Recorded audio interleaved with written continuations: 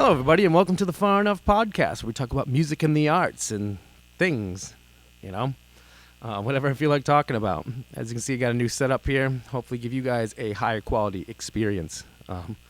Guest today is Josh Foley. Me and him go way, way back since we were little kids. Hopefully you'll be entertained by what we have to talk about. I'm not really sure what we're going to talk about, but we'll find out. So the song in this episode, it's off my upcoming album, Reflection. It's due to come out on streaming services on February 18th. But the song is called You Think I Can't Make Love. Josh Foley coming up next. Stay tuned.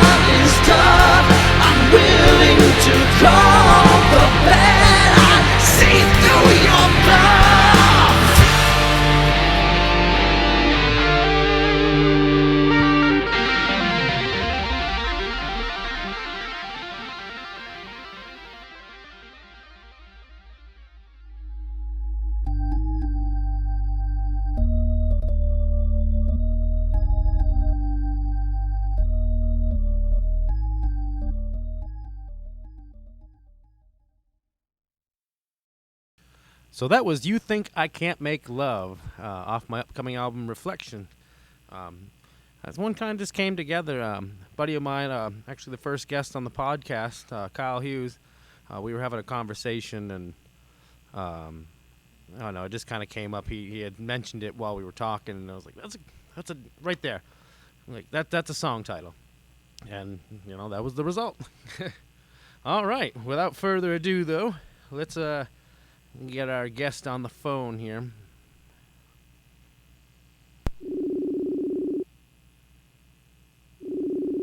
Ringy ring.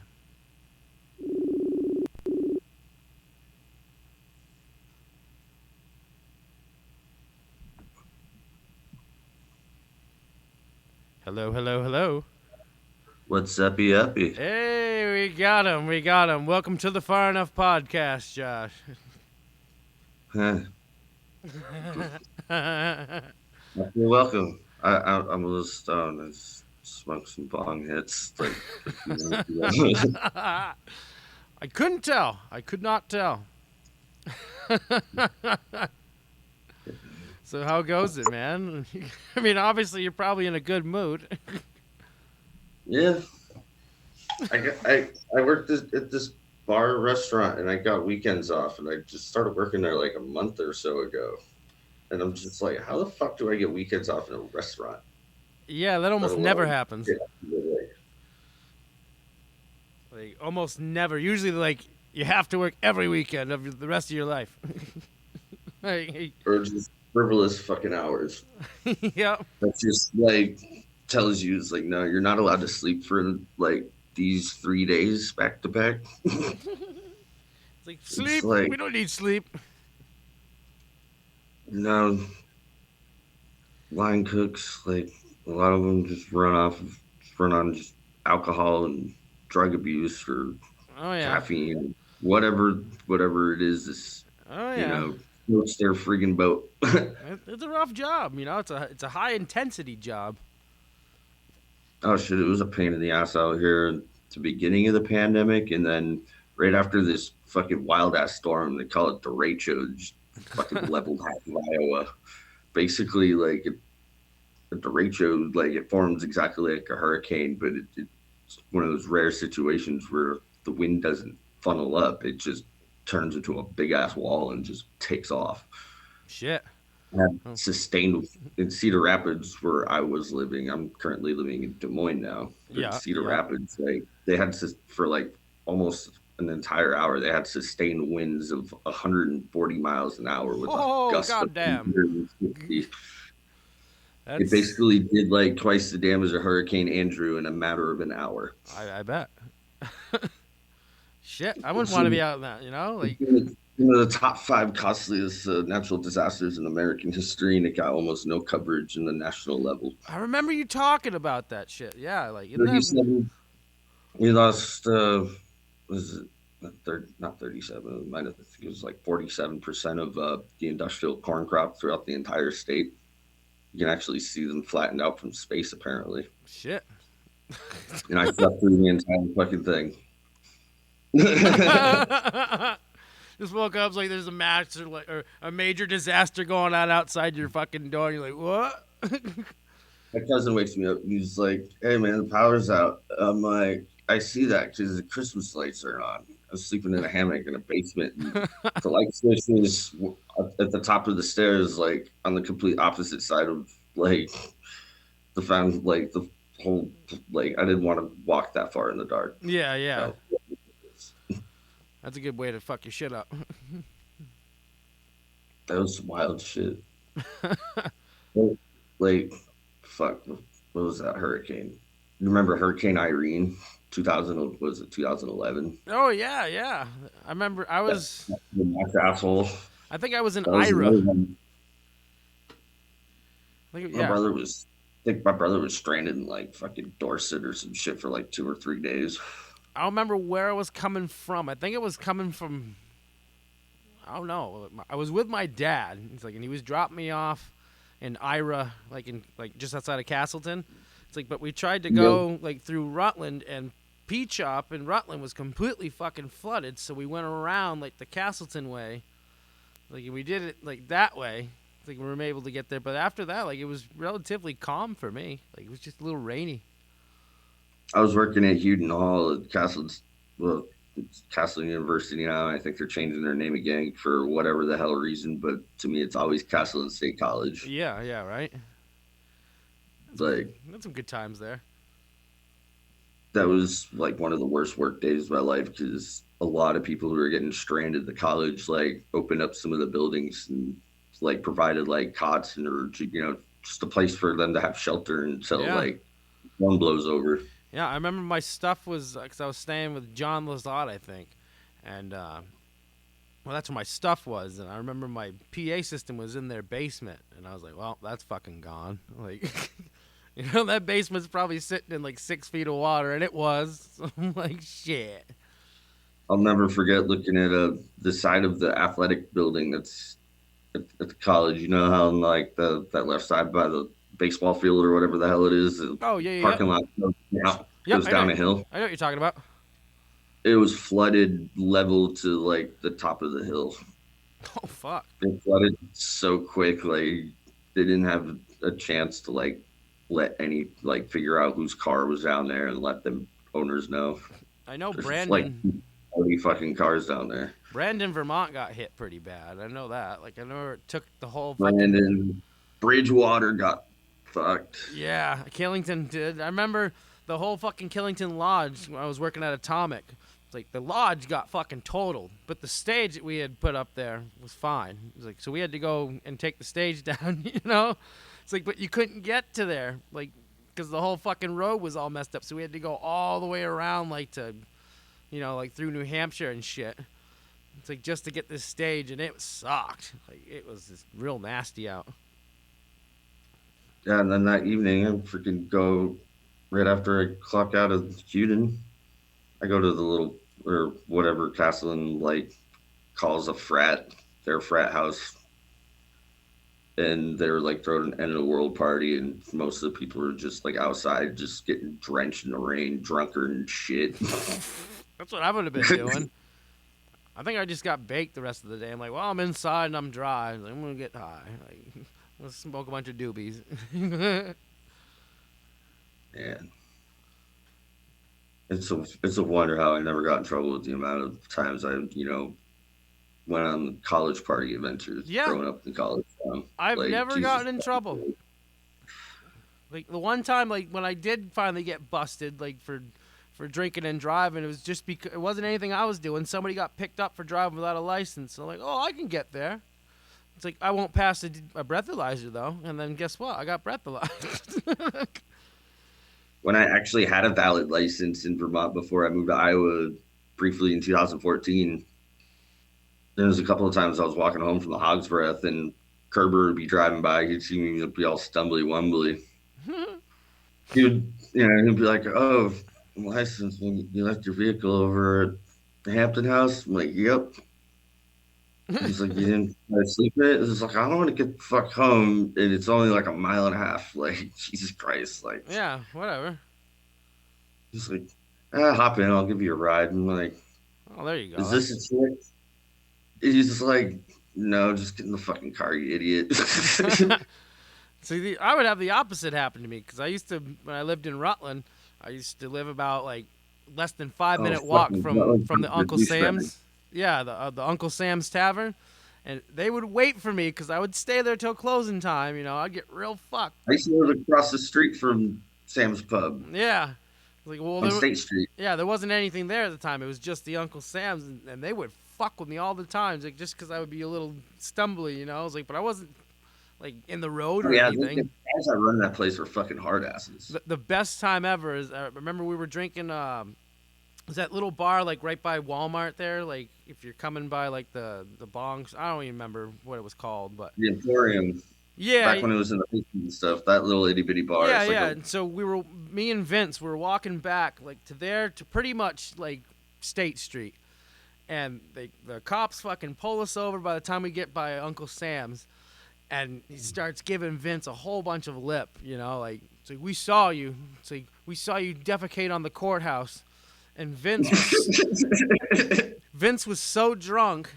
Like, we didn't do it. Like, we were literally just walking back from the thing. Like, but Vince was so drunk, he's like, I did not take a shit on Little Harry's, you know, like the restaurant that was there. And he kept saying the restaurant. Like, no. And the cop's like, we're talking about, he's like, I didn't shit on Little Harry's. You know, he's like super shit faced, you know. And I'm just sitting there laughing my ass. Like he's like, he didn't shit on Little Harry's. It's like, but in all fairness, like we didn't shit on the courthouse either. It's like, why would we do that? It's like I'd be more likely to shit in the lobby of the courthouse than on the steps. That's you know? something Diener would do. Yeah. Like, I could totally see him do it. He'd be prideful about it. He's like, took a shit on the steps. See, I would take it further. Like, I'd do it right on the lobby floor, like right by the metal detector, right in front of the guard. Just like, hey, squeeze one out right there. It's like, fuck you. No, I would do it like where all the like park benches are in the little smoking bubble. I'd do it like right in the dead middle. Like on like one of the stone ledges or something. Everybody. Or just in the middle of the bench. Yeah, like everybody that goes out there. I'll put a newspaper over it. It's like, hey, there's a giant turd in the middle of the smoking Like section. Adam Sandler and Big Daddy. Every time he was something, he just covered it up with newspapers. I haven't seen that movie in so long. It was such a good movie. I watched Wedding Singer for like the first time in 10 years the other day. Oh, yeah, that's how you gotta do it. Like because when you haven't And I'm watched like, it, wow. it's so good. He had, he and Drew Barrymore had like fucking fantastic chemistry Oh yeah, yeah. in movies.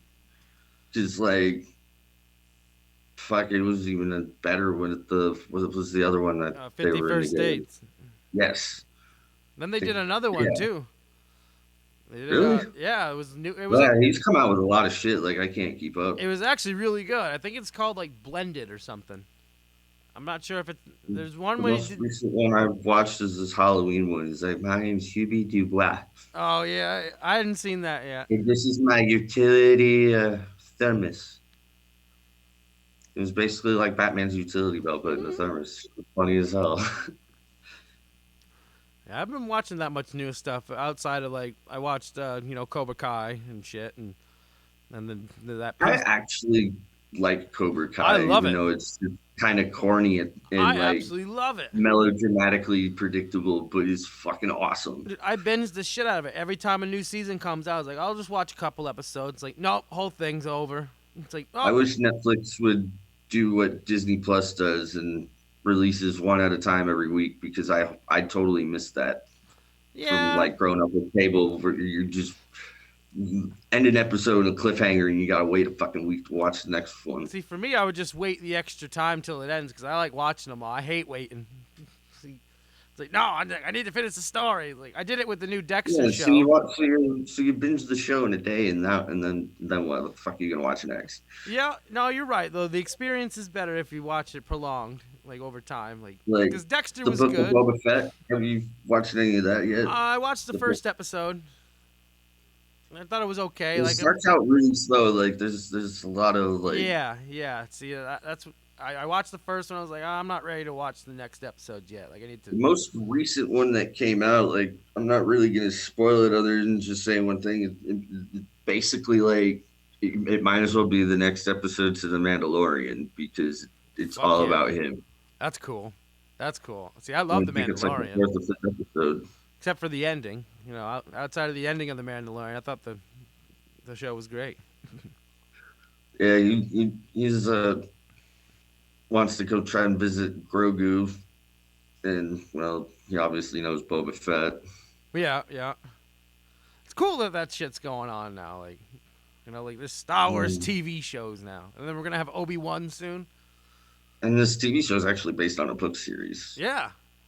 See, like my a only more popular complaint, book series. although someone told me that they do flashback to him being in the Sarlacc monster. Because I thought Yeah, it was like very that. briefly. Yeah, I was like that happened really quick. It's like, and I think they should have dabbled more in deeps, like, because there was a whole fucking thing on that, like him being Remember one going to of. the Sarlacc pit in Star Wars: The Force Unleashed, the game where Yeah, you're Star Killer? yeah. Like it should have been like some weird shit like that, where Jabu Jabu from Zelda, Well, there was like this in one of the like books, a like weird elaborate dungeon.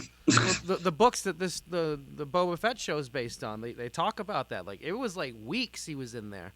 Like, and then he I like thought it was several months. Like yeah, yeah, that's what I mean. Like it was a long time, and like his mind started to become one with the monster, and like it was this huge thing, like because then the other consciousness in the monsters, like started communicating with him and stuff. Like I wish they'd focused on that a little bit more in depth, like because that was a cool little tidbit of shit, that they just kind of grazed over in about 5 minutes. Like, oh, I'm in a snot monster, ugh, and I claw him out. Like,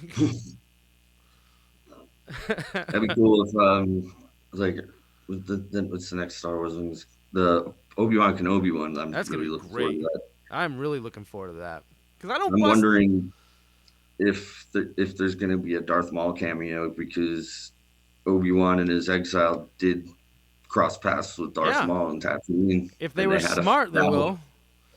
It's like because there was supposed to be a Darth Maul show on Netflix like 4 or 5 years ago, and I don't know what the fuck happened. It got canceled or some shit. I'm like, It that was because sucks. Disney Plus was getting developed. I think Yeah, it's it's like, right around Disney Plus. And yeah. fuck, I've had it since it came out. I I was was like, like, fuck. shit. It's like I because I can don't watch really. Star Wars all when I want now, Yep, that I get it too. It's like and not have to two spend reasons. $4 per episode. For one, being a parent, it's like I think my children should have access to every Disney movie ever, like all the time. It's like because I had all those tapes growing up and shit. It's like, and selfishly, it's like I get all of It's not Star Cool Wars. Runnings, man. Like, Yeah, I get all of Star Wars getting and some off in Marvel. Cool Runnings is fun. It's like and the fucking Simpsons too. Like whatever. It's like it's awesome. Like life is grand. Although I've also been watching Peacemaker on HBO. Like that's freaking I awesome. haven't watched any of that, and it's mainly just because I've just been like consistently disappointed with the DC movies. I And haven't even given fucking the second Suicide Squad a chance see. yet. All right, so the second Suicide Squad was great. It's like the ending was kind of whatever. It's like, but it was pretty good. John Cena actually was pretty impressive as his character. It's like, and this show is fucking awesome, Foley. Like, it's just Oh, I've seen like short clips of yeah. John Cena as Peacemaker, and John Cena is a fucking funny guy. He is. It's like, but it works. Like the writing of the show is really good. Like because the other characters are just as funny. Like Yeah, it's James Gunn. Is that yeah, that's yeah. the yeah. Like no spoiler alerts, but there's one tiny part. Like one of the characters in the show is a lesbian, and her wife like they were doing like a long distance thing because they were on a mission or whatever, and so she's showing everybody pictures on like her phone of like the mission, and her wife's vag like turns up being on one of the pictures, you know, and Oh everyone's my god. like oh like Harry Bush, you know, or so that's the only thing I'll say about it. But it's just got good humor. It's well done. I recommend Speaking it. of good humor, I think it's Wednesday, the new season of South Park. Yeah, yeah. See, my bass player told me it was last Wednesday, so I got all excited and I popped some fucking popcorn and shit. And I'm like, ah! I'm like, ah. Guess I'll just watch post-COVID again. Like, I follow them a lot on fucking Facebook or YouTube or whatever, so I always just keep just seeing a sponsored ad for the fucking 25th season. both of those post-COVID specials Or were. a Both of those. 30-piece orchestrated version of the intro. Yeah. Oh, I know. I heard the whole intro is gonna be redone and shit. It's gonna be great. A 30-person orchestrated, Yeah. and they even somewhere on YouTube I saw it the other night. They got that same orchestra doing "Gay Fish," the Sick. Kanye West Fish Sticks episode.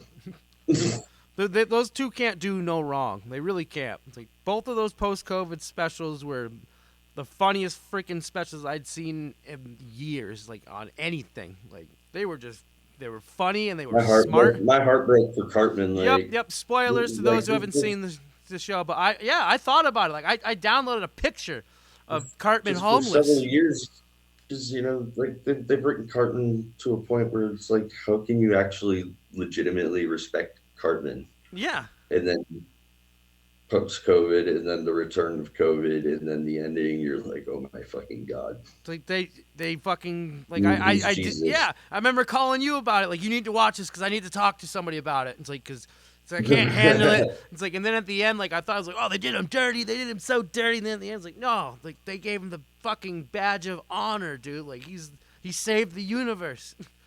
Like you know, these guys have got like some power when it comes to their writing, considering they got banned in freaking China. Yeah. They got banned in China. The only thing I ever disagreed with, it's like, and I didn't disagree with them, was the whole firing or chef and the Scientology thing. It's like because it did lose a little bit with Chef, but then they bounced back from it because I'm like, you know what, whatever. Scientology's fucking nuts. Don't be such a pussy about it. But the episode though, like, I forget what that organization was called, but like that was a legitimate thing that, like, a legitimate organization that Chef went to for a retreat. And Yeah. came back all like weird, like. Yeah, it was a Scientology thing. Like, it's crazy. Oh yeah, the L. Ron Hubbard. That's right. But it's not like it's got a different name. It'd be like the equivalent of the Knights Templar to the fucking Catholic Church. Yeah, I can't think of it off the top of my head. I know. Like, So what do you think of fucking Big Ben there retiring? it's about fucking time, Right? right? I mean, Still had some good in him. Like he yeah, was getting I, significantly less accurate with his I throws. was pulling for him. I'm like, I want him to go out like Jerome did. It's like I want him to get a Fuck Super you. Bowl and fucking be done. But whatever. Like And he got really slow after he broke his mm, foot. that, He still played the rest of the season and lost yeah. to the Packers in the Super Bowl. And you know what? Like It's like he, I don't he care what hasn't anybody had a says. speed ever since. That first quarter of that Kansas City game, like that was the first time I've seen the Steelers defense play like the steel curtain in a long time. They were fucking nasty, dude. Like Since like the 2010 Steelers yeah, like when they fucking walloped the Cardinals. yeah, like but it was like scary. Like At like they're five holding Super up. Bowl Like records. it's like they're holding up to fucking Mahomes and stuff. And then the second quarter they just figured them out, and then they were done because I feel Ben like there's a wasn't. game on now, but I can't watch it. 3:30. Yeah, it's the AFC game, I believe. The I Cincinnati want to and see the Bengals win, just yeah, I because do you too. never see like nobody expected the fucking Bengals to Yeah, get it's past the Bengals goddamn and wild card round. Bengals and Chiefs, and then the night The game. Niners and Rams. I want to see the Rams win. Yep, I do too. I both of those teams. Although I wouldn't mind seeing the Niners win. I don't hate San Francisco so bad, Fuck but San I would like to Francisco. see I've been to Cincinnati. I've been to San Francisco. Like it's a fun city, but at the same time, it's like the most pretentious, Oh, negative stereotype about California in a melting pot. yeah. Oh, I'm talking about the Like team, not the fucking place. I know San Francisco's a bunch of fucking assholes. Like, it's a cool city though. Like people who like to travel and stuff, I totally, wouldn't suggest to like not go there by any I means. mean, everybody's an asshole. We're just all assholes in our own It's, unique regional it's way, fucking America, man. Like Jesus Christ, right? trying to get people to like censor other people just because they don't like them asking questions. Or I'm noticing Vermont's turning into a California light. Like it's like oh, it's because of all them goddamn rich motherfuckers from like Jersey yeah, or fuck. Some people it's like actually do move not from California just because. Well, a lot of times they're from like Northern mm, California, like well, where fucking you know. last year, it's like I hadn't been in Vermont like for a while, and so I started up another band. Like at the time, it was out in New York, but I'd go through Vermont. My bass player would, pick me up from New Hampshire. We'd come through, and he was all like, "Yeah, you guys got plastic straws." I'm like, "What are you talking about?" He's like, "Vermont's got no plastic anymore. They don't have plastic bags. They don't have plastic straws or anything." Like that sucks. It's like them paper straws are lame, dude. I wonder like how the pandemic fared with it, considering the job economy, especially like in like Rutland County or Bennington County, is just completely just like it's pathetic. Oh, it's horrible. Like, every, fuck, I think on average, every time I got unemployed in Vermont, I was like unemployed for like 2 months easily. Here in Iowa, I think like the longest I've been unemployed was like 2.5 weeks. Right? What job I got now? I just walked in, asked for an application, It's pretty easy I to get had a a job these conversation, and days. it's like, see you tomorrow. See, I lucked out like with the painting gigs. Like, 'cause that's actually pretty fun. It's like I love climbing on ladders and roofs and shit, and painting. After the derecho, I was climbing trees. I'm like, man, remember Eric Hammond? I was like, man, I wish this motherfucker was here. Sounds so familiar. He's the dude that always wore like old school military clothing, rode Oh monkey bike, yeah, cool as fuck. I know what you're talking about. Yeah.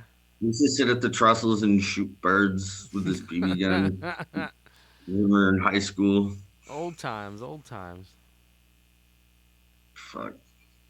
Can't even get to the trestle anymore. Like somebody like bought property that's like behind it, and if they see anybody like on that bridge, they'll call the cops. And Really? That's so gay. yeah, I used to smoke butts up there. we used to do a lot of stupid shit up there. I still remember. We used to sit on the bridge. Me and Johnny used to sit on the bridge, like Yeah, right at the jumping spot, and then play chicken with the train that's coming.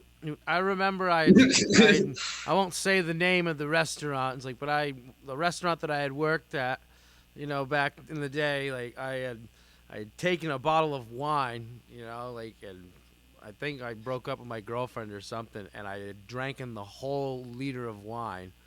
And I I remember, remember that because I yeah, helped you drink it. yeah, I just came across you in the trestle. I think I just went up yep. there to go You're like, smoke oh, I weed. got like this much down, it's like, because I had a second one. I remember I had two.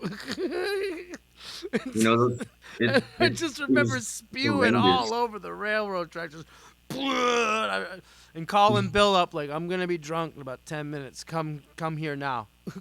Like, We practically carried you to Chantel's, and you just kind of like passed out there for like 4 hours. that's why I don't remember meeting her. Yep. Cause I remember like this the second time I met her, it's like we've already met before. I'm like, no, we haven't. It's like, oh, apparently that was the first time. Keegan being all drunk and silly.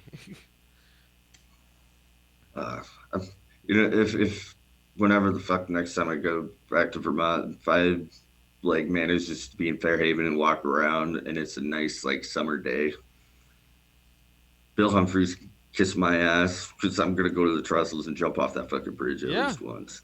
yeah, they can suck it. Like you kept me up here, and I'm like, I've you used to tell us this 15 something fucking years ago. Like, come on, dude. If you got some teenagers to buzz smoke that are smoking weed like behind like the alley somewhere. See, I'd like it better if he came over himself, like, what the fuck you doing? You know, just like, I would expect Dale Kerber to do that. yeah. Actually, Hewitt, if Hewitt's still in the force, I mean, Hewitt, I bet if you shot him straight, he'd be like, all right, I get it. You know. there was one time there was a no burn ban, and me and Johnny didn't know because we didn't have internet access or Oh read yeah. the news or watched TV because it was Johnny's house.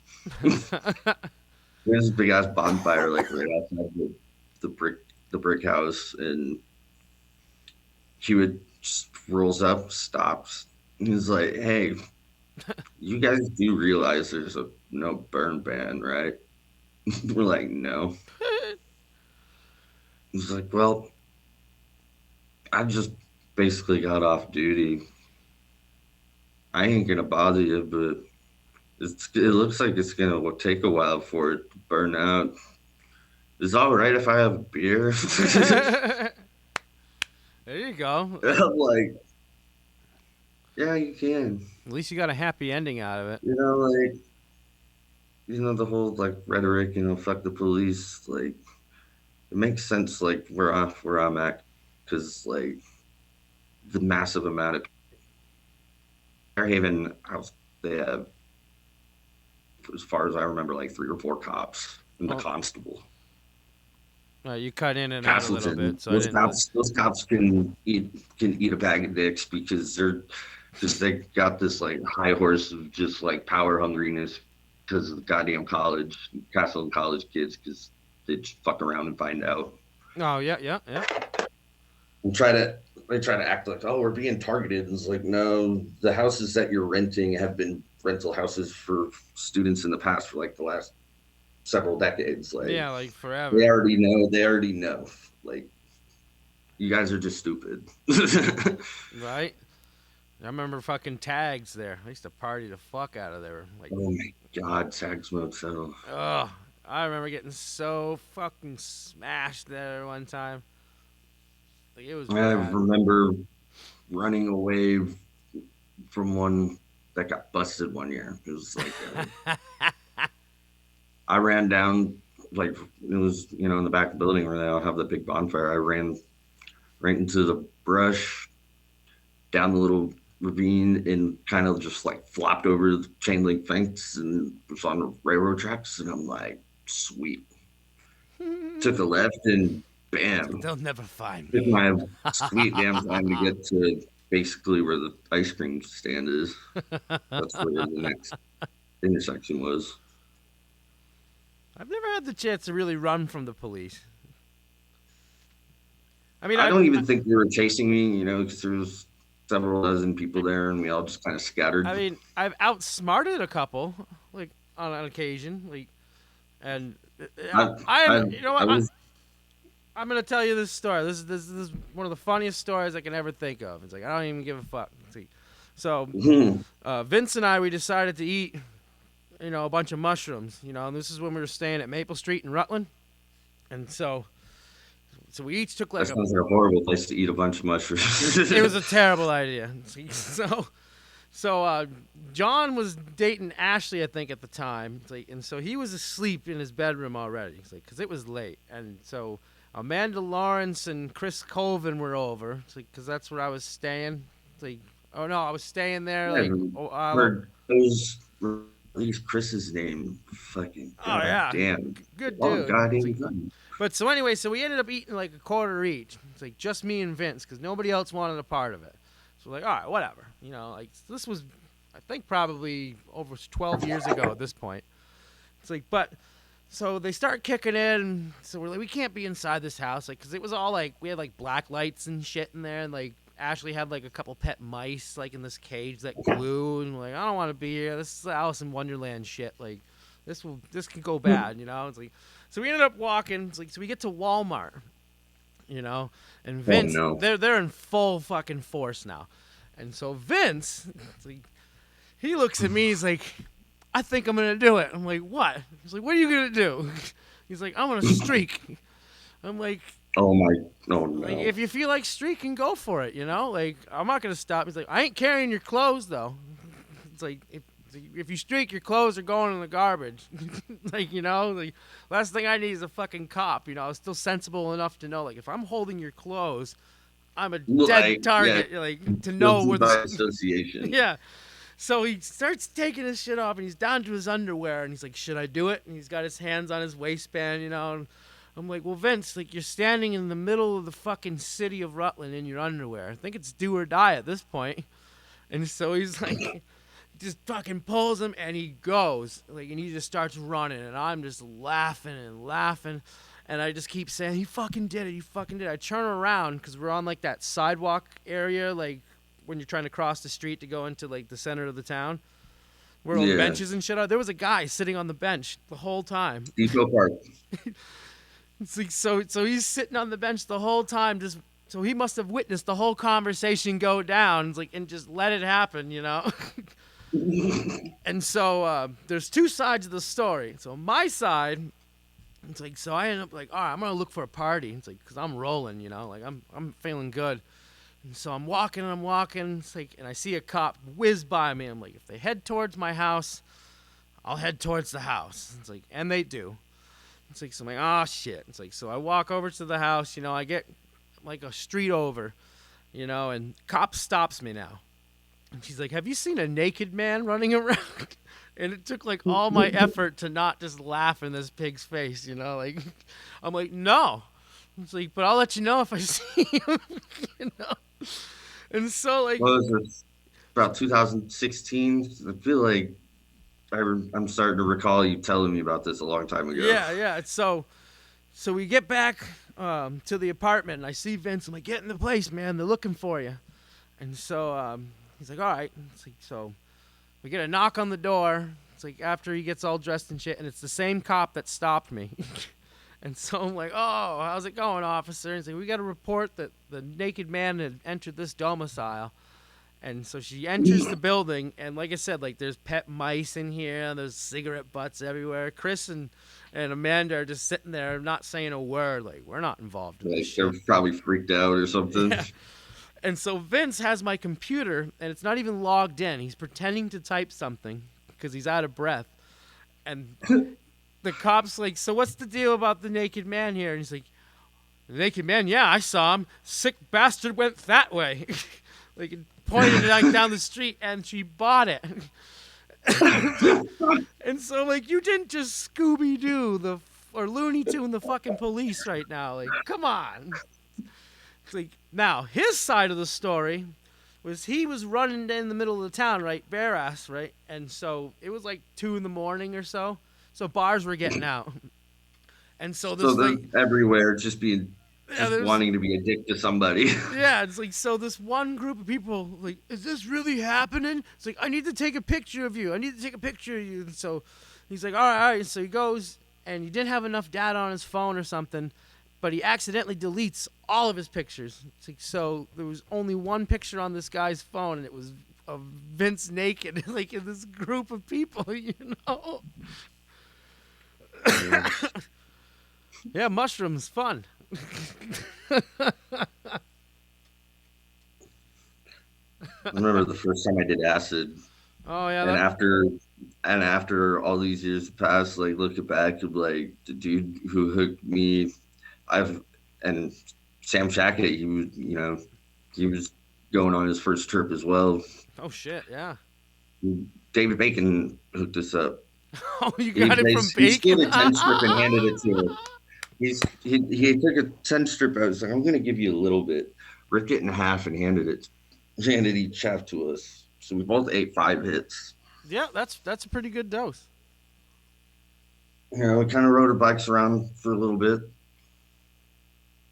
Ended up fucking Lake Hortonia General Store, and we're basically like, yes, where Sam grew up. Like we're half a mile from the dog. Right, yeah, like ride our bikes all the way through that side of the lake, past Green Dump and shit, up Moscow Road, Yeah, yeah. turned wherever, stopped at that general store, bought a tub of fluff and a big box of Cheez-Its, and Monster, and some other drink. I forget what it was. Yeah, it's escaping me. Rode all the way back, and then we're just sitting there in his kitchen, dipping the Cheez-Its in the fluff, giggling like a bunch of morons. Rhonda's mom walks in. I remember looking at her in the face, and her head just keeps kind of just like morphing around, like kind of like a Tool music like, video or some shit. Like, you know, kind of like how your face is when you get stuck in the bathroom and you just end up staring at yourself in the mirror for fucking fuck all knows how long. The bathroom's the worst place to ever be when you're tripping. I've made that conclusion. Because it's so quiet. Well, it's like a laboratory, you know? Like, all your killer movies, like, people die in bathrooms and shit, like, constantly. Well, it's also bare compared to most other rooms. Like, nobody really decorates the walls or shit, like, outside of, like, what stupid towels and fucking doilies that, like, grandmas and stuff do. Like, you don't see, like, a bunch of posters and bullshit in bathrooms. Like, the bar I work at, it's like, our bathroom's got, the men's room is a Tom Cruise, it's the Top Gun theme.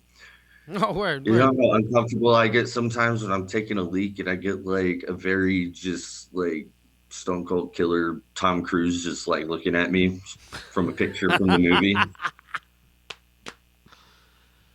See, I think every bathroom should be like ESPN Zone in New York City, where they have a little TV above the urinal. I understand why you are not. He refuses to get out of Stan's closet. But you know what I mean? Like every urinal's got a little TV on it with some type of football game or basketball game on. It's like that's luxury right there. That would be something I could see, like a sports bar if they had a sports bar downtown. Yeah. Do. Well, that's what I'm talking about. It was the ESPN Zone in New York City, so it had like a, you know, it was a sports bar. It was like a restaurant, like bar, and then it had like the arcade in the top. Yeah, you gotta have some serious money in order to just even run like a hole in the wall in that fucking city. Right. All right. Well, we're gonna take a quick break here. We're gonna play a song. This one's also off my upcoming album, Reflection. The title is "Helpless Romantic." More Josh Foley when we come back.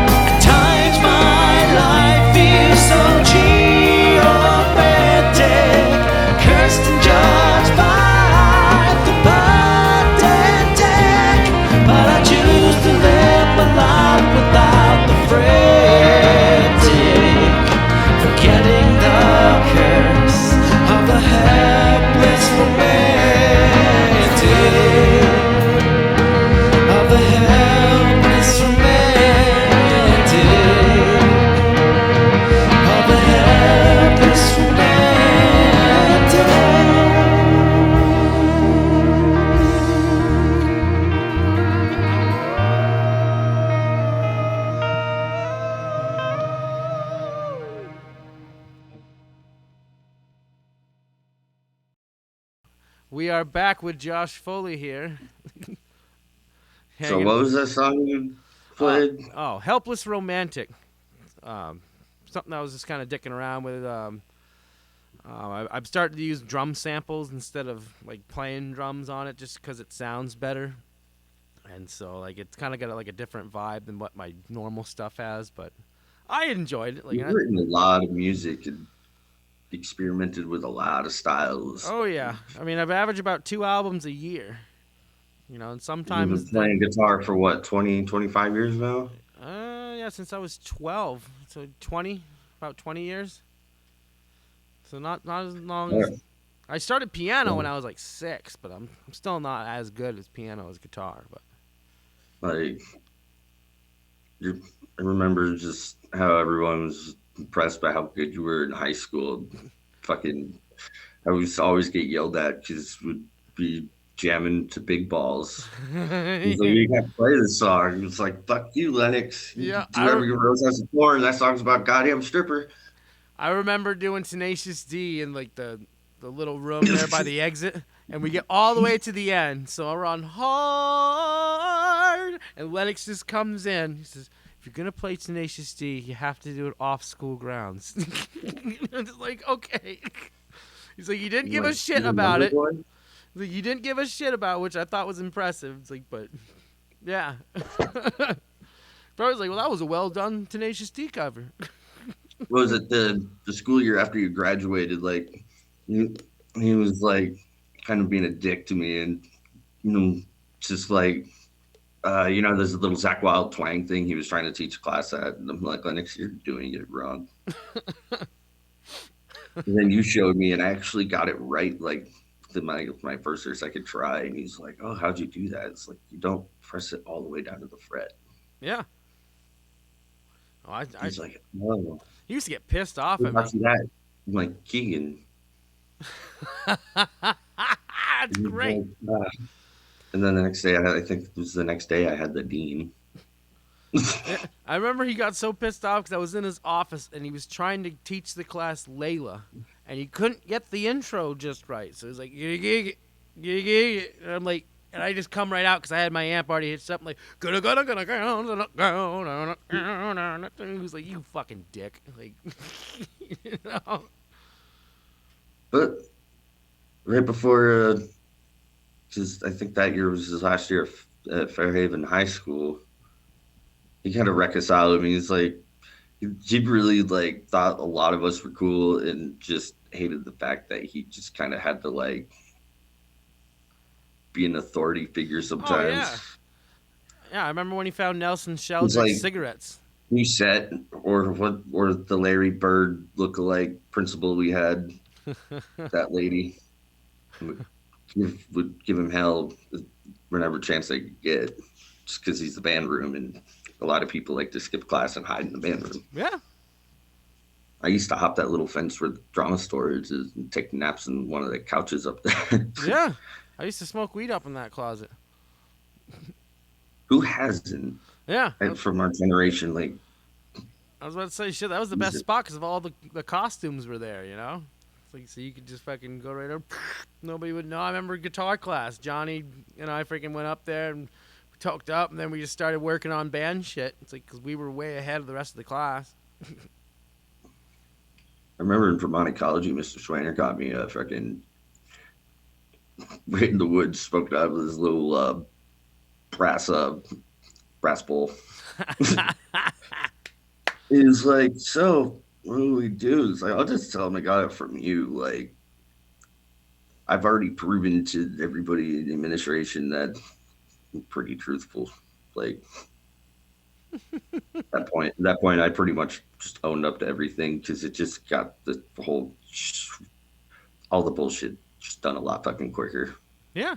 Like my 5th year when I get sent to the office because I'd be in Fairhaven already, so I'd be walking to the school smoking a cigarette. God forbid, I was 18 years old. Jesus Christ! Oh, I know, right? One of them little asshole teachers had to like report me.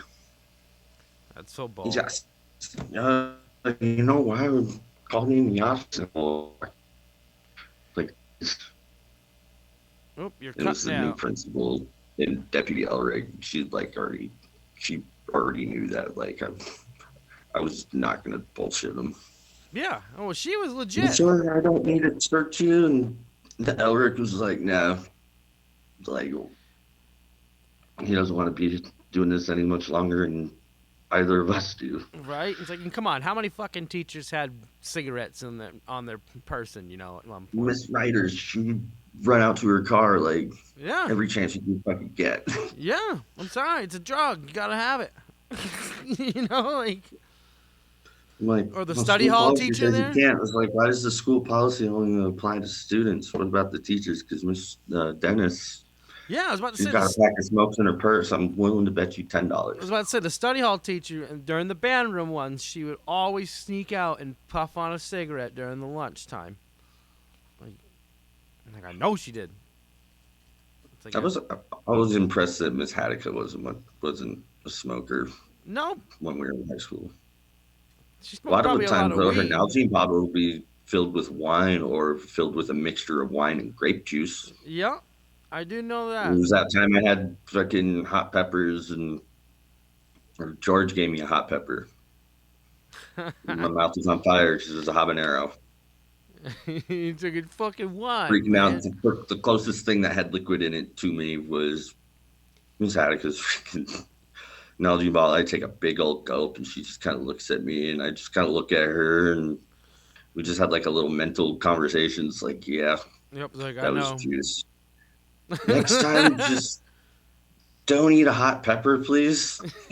Don't drink my juice.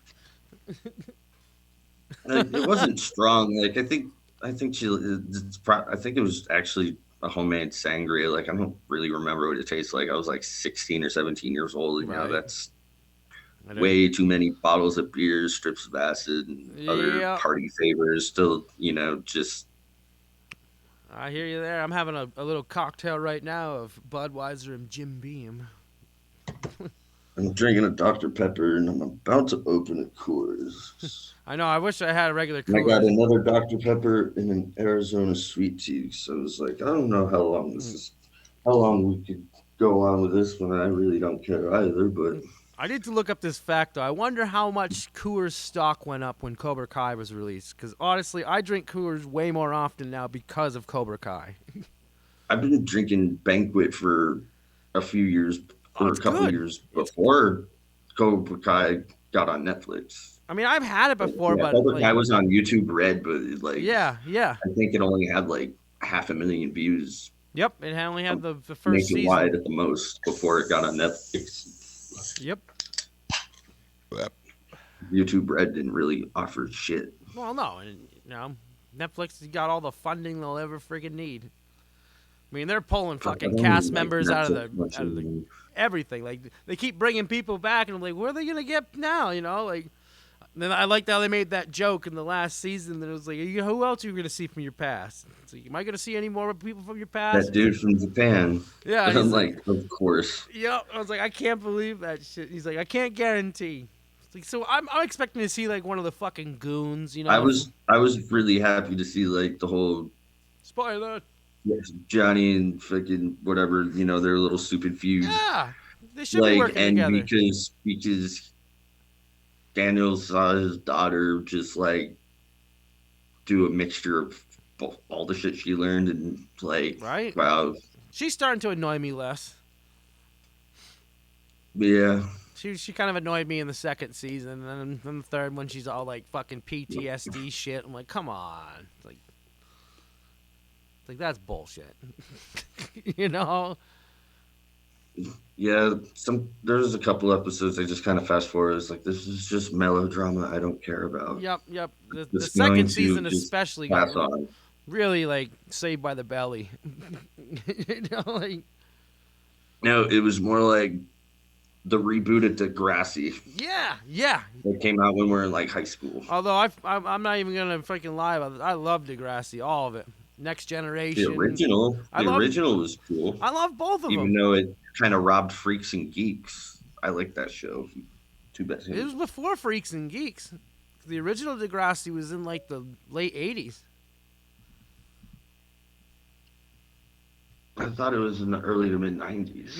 Nope. It was in like the mid late '80s because there was Oh Degrassi shit! Junior High, and then there was Degrassi High, and then they had like a couple, I think a movie or something, and then the Next Generation came out like in 2000, and Freaks and Geeks was like '98. Yeah, because it had like James Franco, like fresh out of high school. Yeah, that Like show is. I'm two or actually three watching years. It Freaks and was like two Geeks. or 3 years before Sam Raimi Spider Man. Yeah, I'm watching that show actually currently right now because it's been a few years. Like, this show is so awesome. I haven't watched much for TV lately, but the last time I sat down and watched like a few episodes of a show outside of the Book of Boba Fett was about like around the 40th or 50th episode of the first season of the Mighty Morphin Power Rangers. I've been watching that too because my son's obsessed. I'm like, Like it's the purposeful like just cheesy aspect of like TV shows and movies yeah, from the past. Like they need to revive that. it was. And have like a fucking $10,000 fucking stage set I know. I with a mean, bunch of fucking props what and made that show so film great it like though? that. It's like was because all that fighting footage was stock footage from a different show in Japan. You know. It's like so like Super Sentai. yeah, so like they'd be in the middle of like the fucking desert, and then all of a sudden they'd be in the middle of Tokyo somewhere, you know. And it was great. It's like, but Up I until they started doing their own. I think it was after the red, yellow, and black ranger got replaced. yeah, like season 2. They got fired because of they wanted a raise and they were told no, and they were getting paid like bottom of the barrel shit because piloting a show that nobody expected was going to take off like it did. Yeah.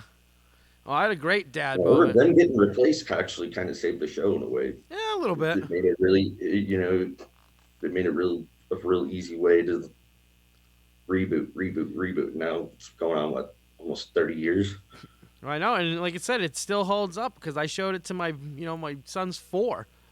I was like, I bet he'd like this with all the Zords combining, and it's the same like images like every time they do it, and it's all like they're kung fuing and stuff, and he's all about it. Like he fucking loves it. I believe it's well, they do have it on the Switch because I own it for the Switch. Xbox One and PS4.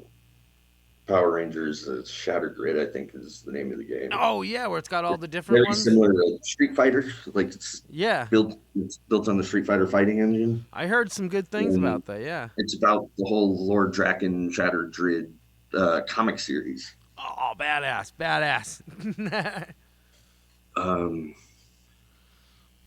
Let me look it up.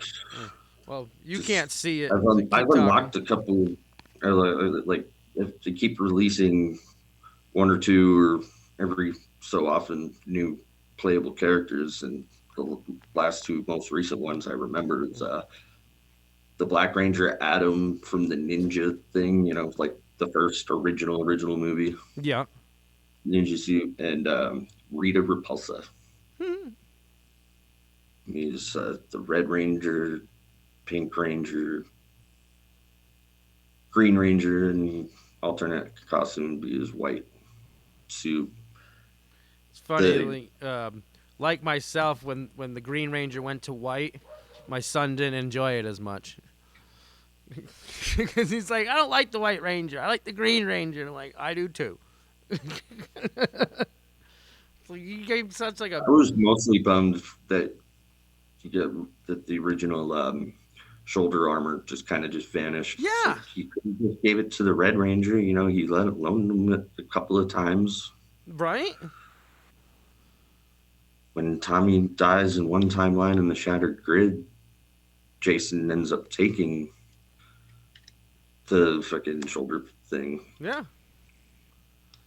That was a wild story. It was. Makes me want to buy the graphic novel. Oh, yeah, the comics were great.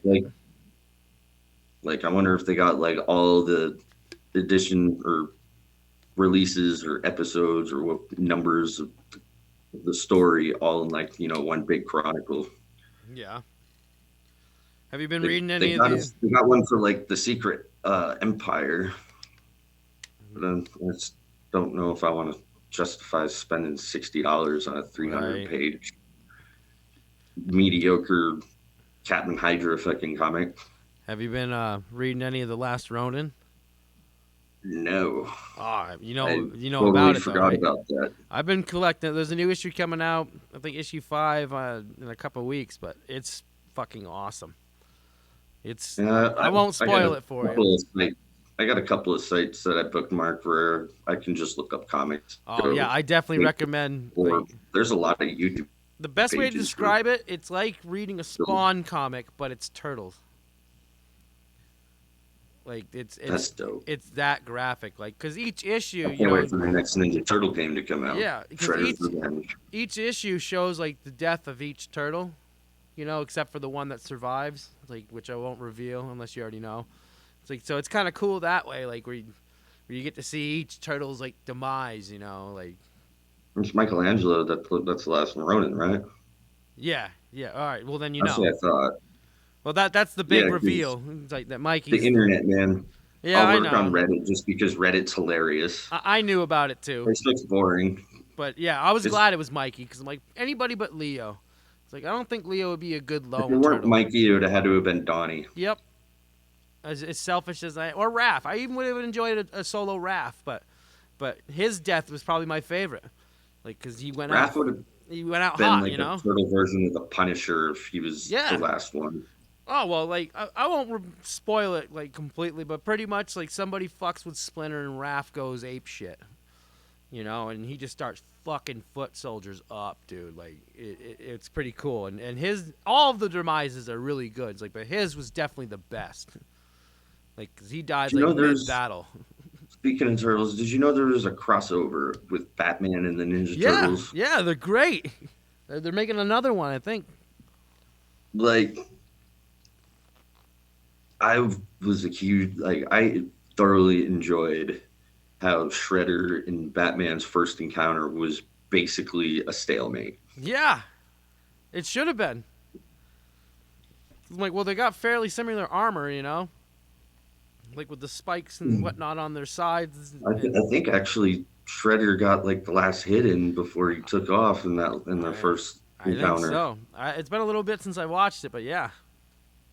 And these animated Batman movies, All the Bruce Warner Brothers Wayne's stuff an is actual great. fucking badass. Like he doesn't lose a fight too often unless he's going against somebody like 10 times more powerful than him, like Right? Or Superman. if he's trying Gets cheap shotted or something. to bang Catwoman. I've seen him lose a battle or two from that reason. Because those two have fucked. Sometimes I wonder if he's trying to get laid from Catwoman or if he's just fucking with her. I think they've totally hooked up at some point or another. Masks on and everything. Oh yeah, no matter how much of a fucking hermit someone can be, biology, nature calls and nature calls. I'm sorry, Catwoman's hot. I'd sleep with Catwoman. Yeah, all of them. but at the same time, how much of a hermit Bruce Wayne is. Like That's true. him just hooking up just seems somewhat against his character.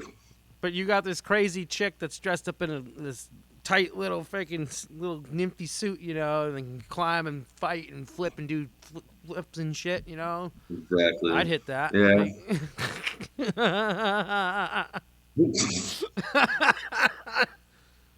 I'd be like, dear, what do you want me to do?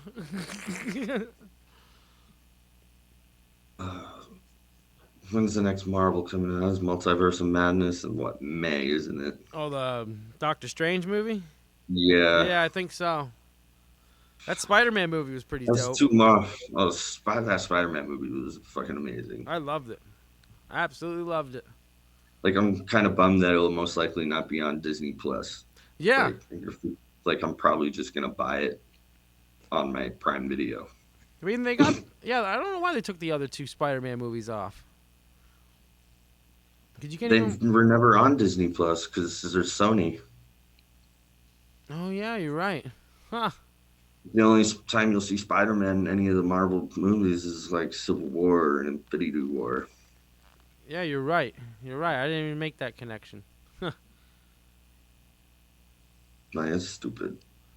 Well, maybe they'll buy it one day because Yeah, they with bought Deadpool. all that stuff between Marvel and Sony in the news the last few years, this Spider-Man movie makes so much sense now Yeah. because that's a lot of creative Yeah. property Yeah, that was crazy to how they be pulled that. used. And they did it tastefully, Yeah, you know? Willem Dafoe. They have what's his name from Doc Ock, freaking Oh, I can't think of his name. Jamie Butler or whatever, fucking shocker dude, Django. Oh, Jamie Lee Fox. Yeah, Jamie Foxx and the Sand Dude. I'm just surprised they didn't have Venom with the Topher Grace. Yeah, I was a little surprised, but they had the Tom Hardy Venom at the end. That was kind of cool.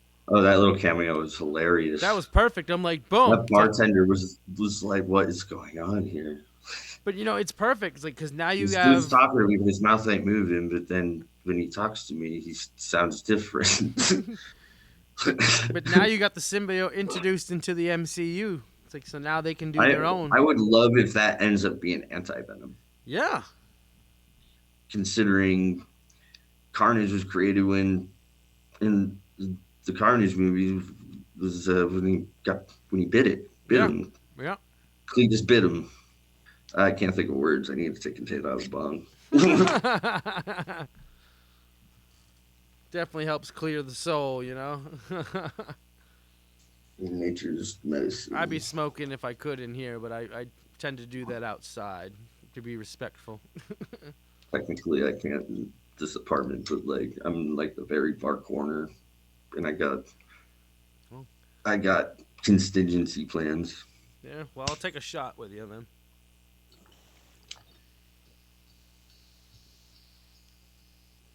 So I was going through my old belongings here, and I found kind of a funny little gem. What's that? It's the Blockbuster Cheat Code Superbook. Oh my god! But it's a newer one because it's got Mario Kart Wii in it. It's like, oh my god, like this thing used to be like, I remember these things back in Blockbuster was the around when the Wii came out. I thought 2008. Blockbuster was pretty much No, because I worked like at on Blockbuster. like Blockbuster came left Rutland in what 2004 or some shit. I was later than that. 'Cause it was like, yeah, 2005 or 6, I believe. And then I worked at the barely one. started high school and it got Yeah. kicked out of the Well, place. I worked at the one in Shelburne, like in Burlington. So I think that's where I got this Oh, from. that one lasted longer than the one in Rutland. Yeah, that one lasted till about like maybe 2012 when they all started fading out. It's like, but I was at like the beginning stage of that because when I got hired, like it's a Friday night, and there's 4 other employees in this store, and there's like 2 customers, and so the manager's like, I don't get it. I was like, you want to know why? It's like, because everybody says Netflix took them out of business and shit. No, they really did. I mean, it did in the end with the streaming and shit. It's like, but Redbox. It's like, nobody's going to come over here and spend $5 to rent a movie when you can go over there, because at the time it was $1. Same movie. The only thing I hated about Redbox is that it only mainly had, like, basically any movie that came out within, like, the last 5 years of whatever the fuck day it is, you walk up to it. Yeah. Like, I miss the video store for just looking through an aisle and just finding, like, shitty low budget box office flops from, like, the 80s and 90s. So that was my favorite part about working there. Like, everybody would, because we used to get, we got 5 free rentals a week and 1 video game rental. It's like, and we could rent, like, Pre-Streets, which were, like, movies that hadn't come out yet. So everybody was always wasting their rentals on that shit. It's like, and I was always just renting old movies, like, so I'd be walking around the store, like, where the customers were, like, pretending, to talk to people and shit, like, and help them, but, like, they don't need fucking help. They'll ask for it. It's like, I ain't gonna bother them. It's like, I'd just be reading back some movies and shit, like, oh, let's rent that one. But if I had any sales associate walk up to me at a movie store, if movie stores were still a thing, you'd be like, hey, can I help you? I'd be like, really? Yeah. Oh, our bosses It's would a tell movie people. store. It's like a record store. Like, Yeah.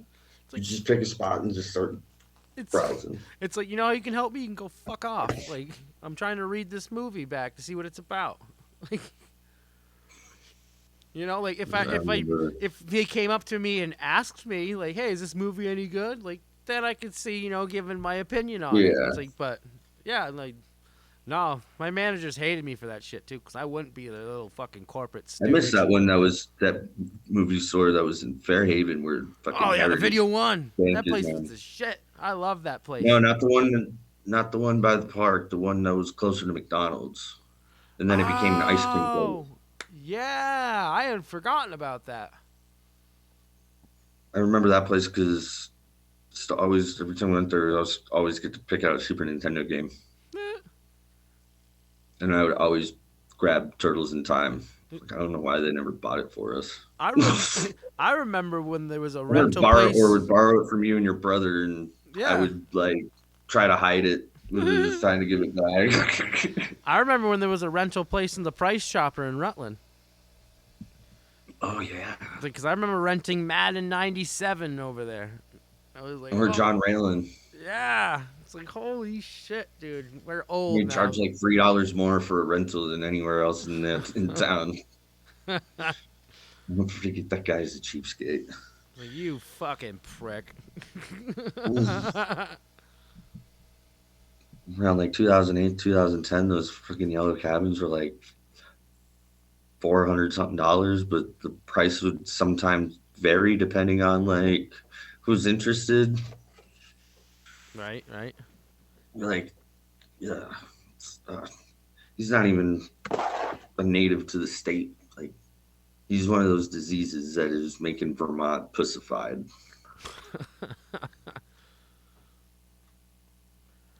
Yeah, I don't know much about it. No, I was pretty cool though. It's weird. Like, there's a great amount of like passive aggressiveness out here, and I feel like most people don't even realize they do it. Like, it's as if like they're conditioned or just afraid to just tell it as how it is.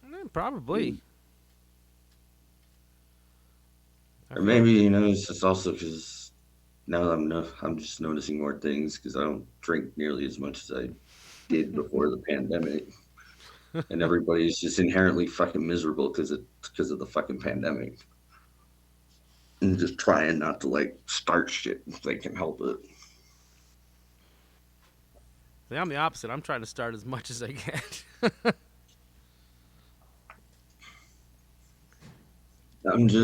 I don't know. I just work, go home, Yeah, basically trying not to like live my life like I did in my 20s. Crazy how once you turn 30, like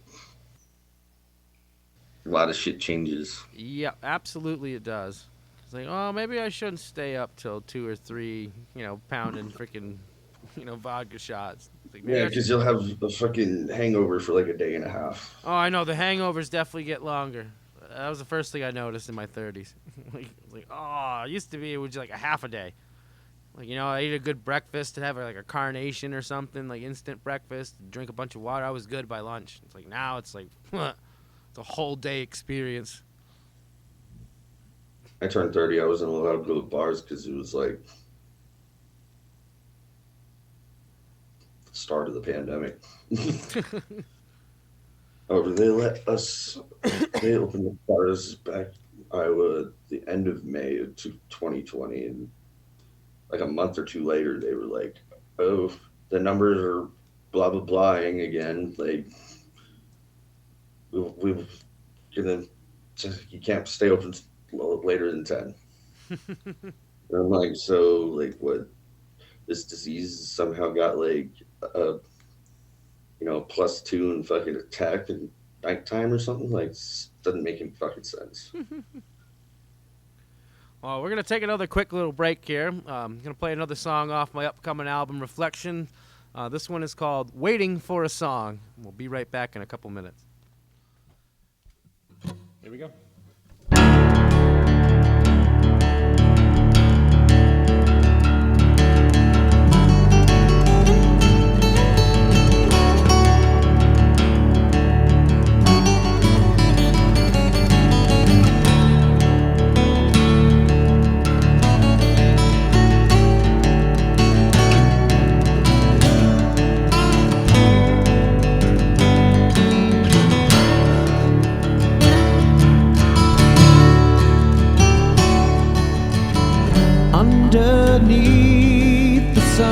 reset, admiring sky, having a mental reset from the day that's gone by.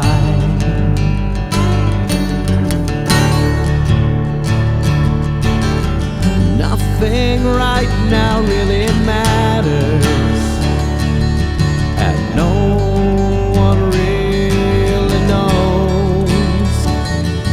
If I make a plan, guaranteed it shatters, but I have no alternative to propose.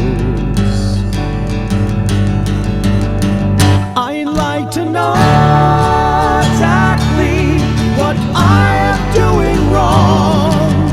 Is it that I'm just too headstrong? Getting to the point seems to take so very long. I'm waiting for a song, waiting for a song.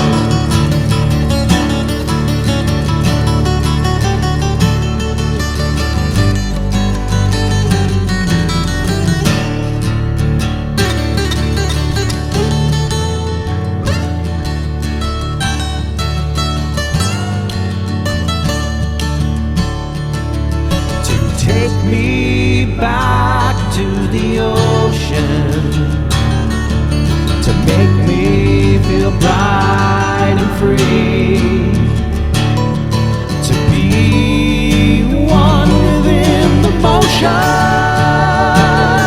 to be part of all you see.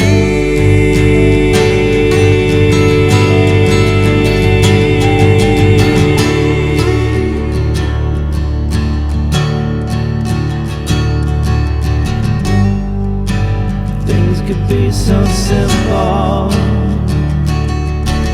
things could be so simple, things could be so simple.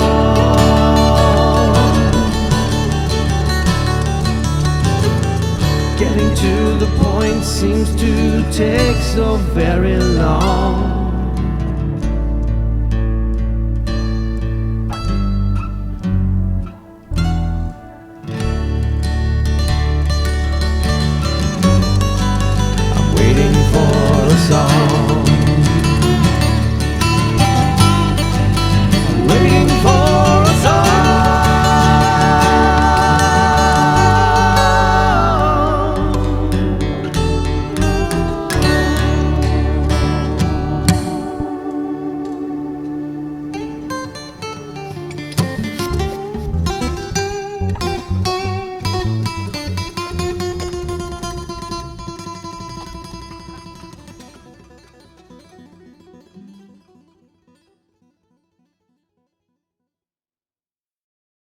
So that was Waiting for a Song off of Reflections. It's coming out February 18th on all your major streaming services and whatnot.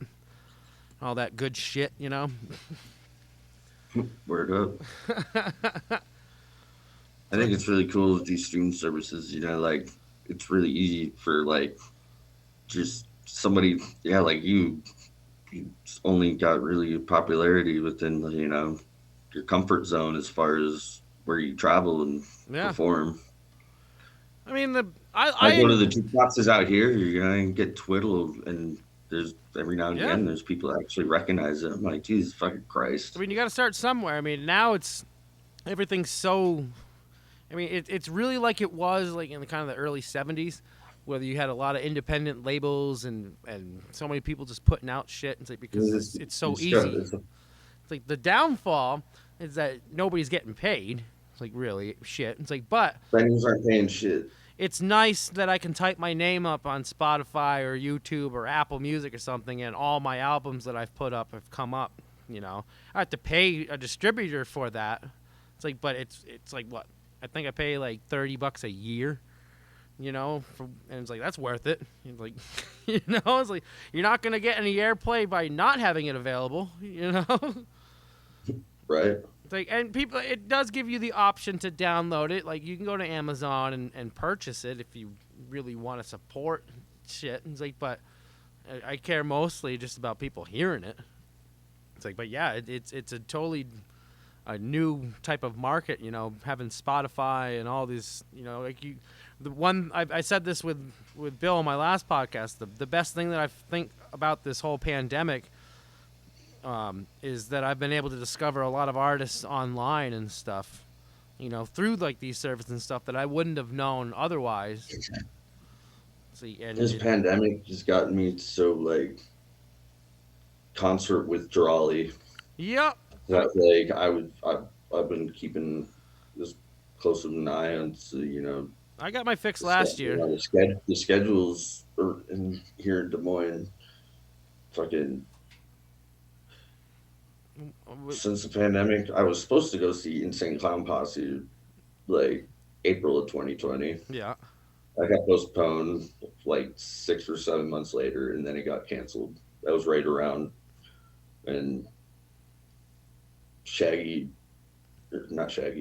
J was going to the doctor a lot. When he it was basically when he got diagnosed with his heart heart condition that's making them go on like this final tour that's gonna last like 2 or 3 fucking years because they're retarded. See, I got my concert fixed last year because I spent like an asinine amount of money to go see Alice Cooper, like with Ace Frehley opening up. Like, I saw the Doobie Brothers, and it was kind of like it was one of those kind of concerts that you can just genuinely tell that everybody there was not every member of that band was not going to forget for the rest of their life. Right. It was their first concert in like 22 or so months. First one in like 25 or 30 years that hadn't included Michael McDonald. Yeah, and Michael. And it was this kickoff show of their 50th anniversary tour. Oh, that's what's up then. They went 3 hours, and yeah. Oh, I remember when I saw it. It was like their 10 or 15 fucking year. They played for a while. It was a 3-hour set. I will say I spent a lot more money on the Alice Cooper one, but the show that I enjoyed the most last year was I went to go see The Last in Line, which was Ronnie James Dio's band. And, oh yeah, I remember you. I think you told me about this a few months ago. It was fucking awesome. It was $20 for the ticket, but then I spent $100 for a meet and greet, and I got to talk to like Vivian Campbell and Vinny Appice and stuff. Like, it was awesome. Nice. I'm gonna be going to a meet and greet here in a few weeks at the little nerd store called JCD and Hobby, where you can get like used and new comic books, miniatures, games from any system that they carry, which could be whatever they have in stock, records, action figure. You know, it's basically like what we have in the Rutland Mall, but like a billion times fucking better and more organized. Better organized. It wasn't run by crackheads. Back when shit was good. But Jake the Snake Roberts. Jake the Snake is going to awesome. be part of the meet and greet. You know, like, I'm really wondering what size t-shirt that man wears. I bet. I don't know. I could see it being a 2 or 3X. That's what everybody I've asked said. It's either a 2X, but fuck, get a 3X just to be on the safe side.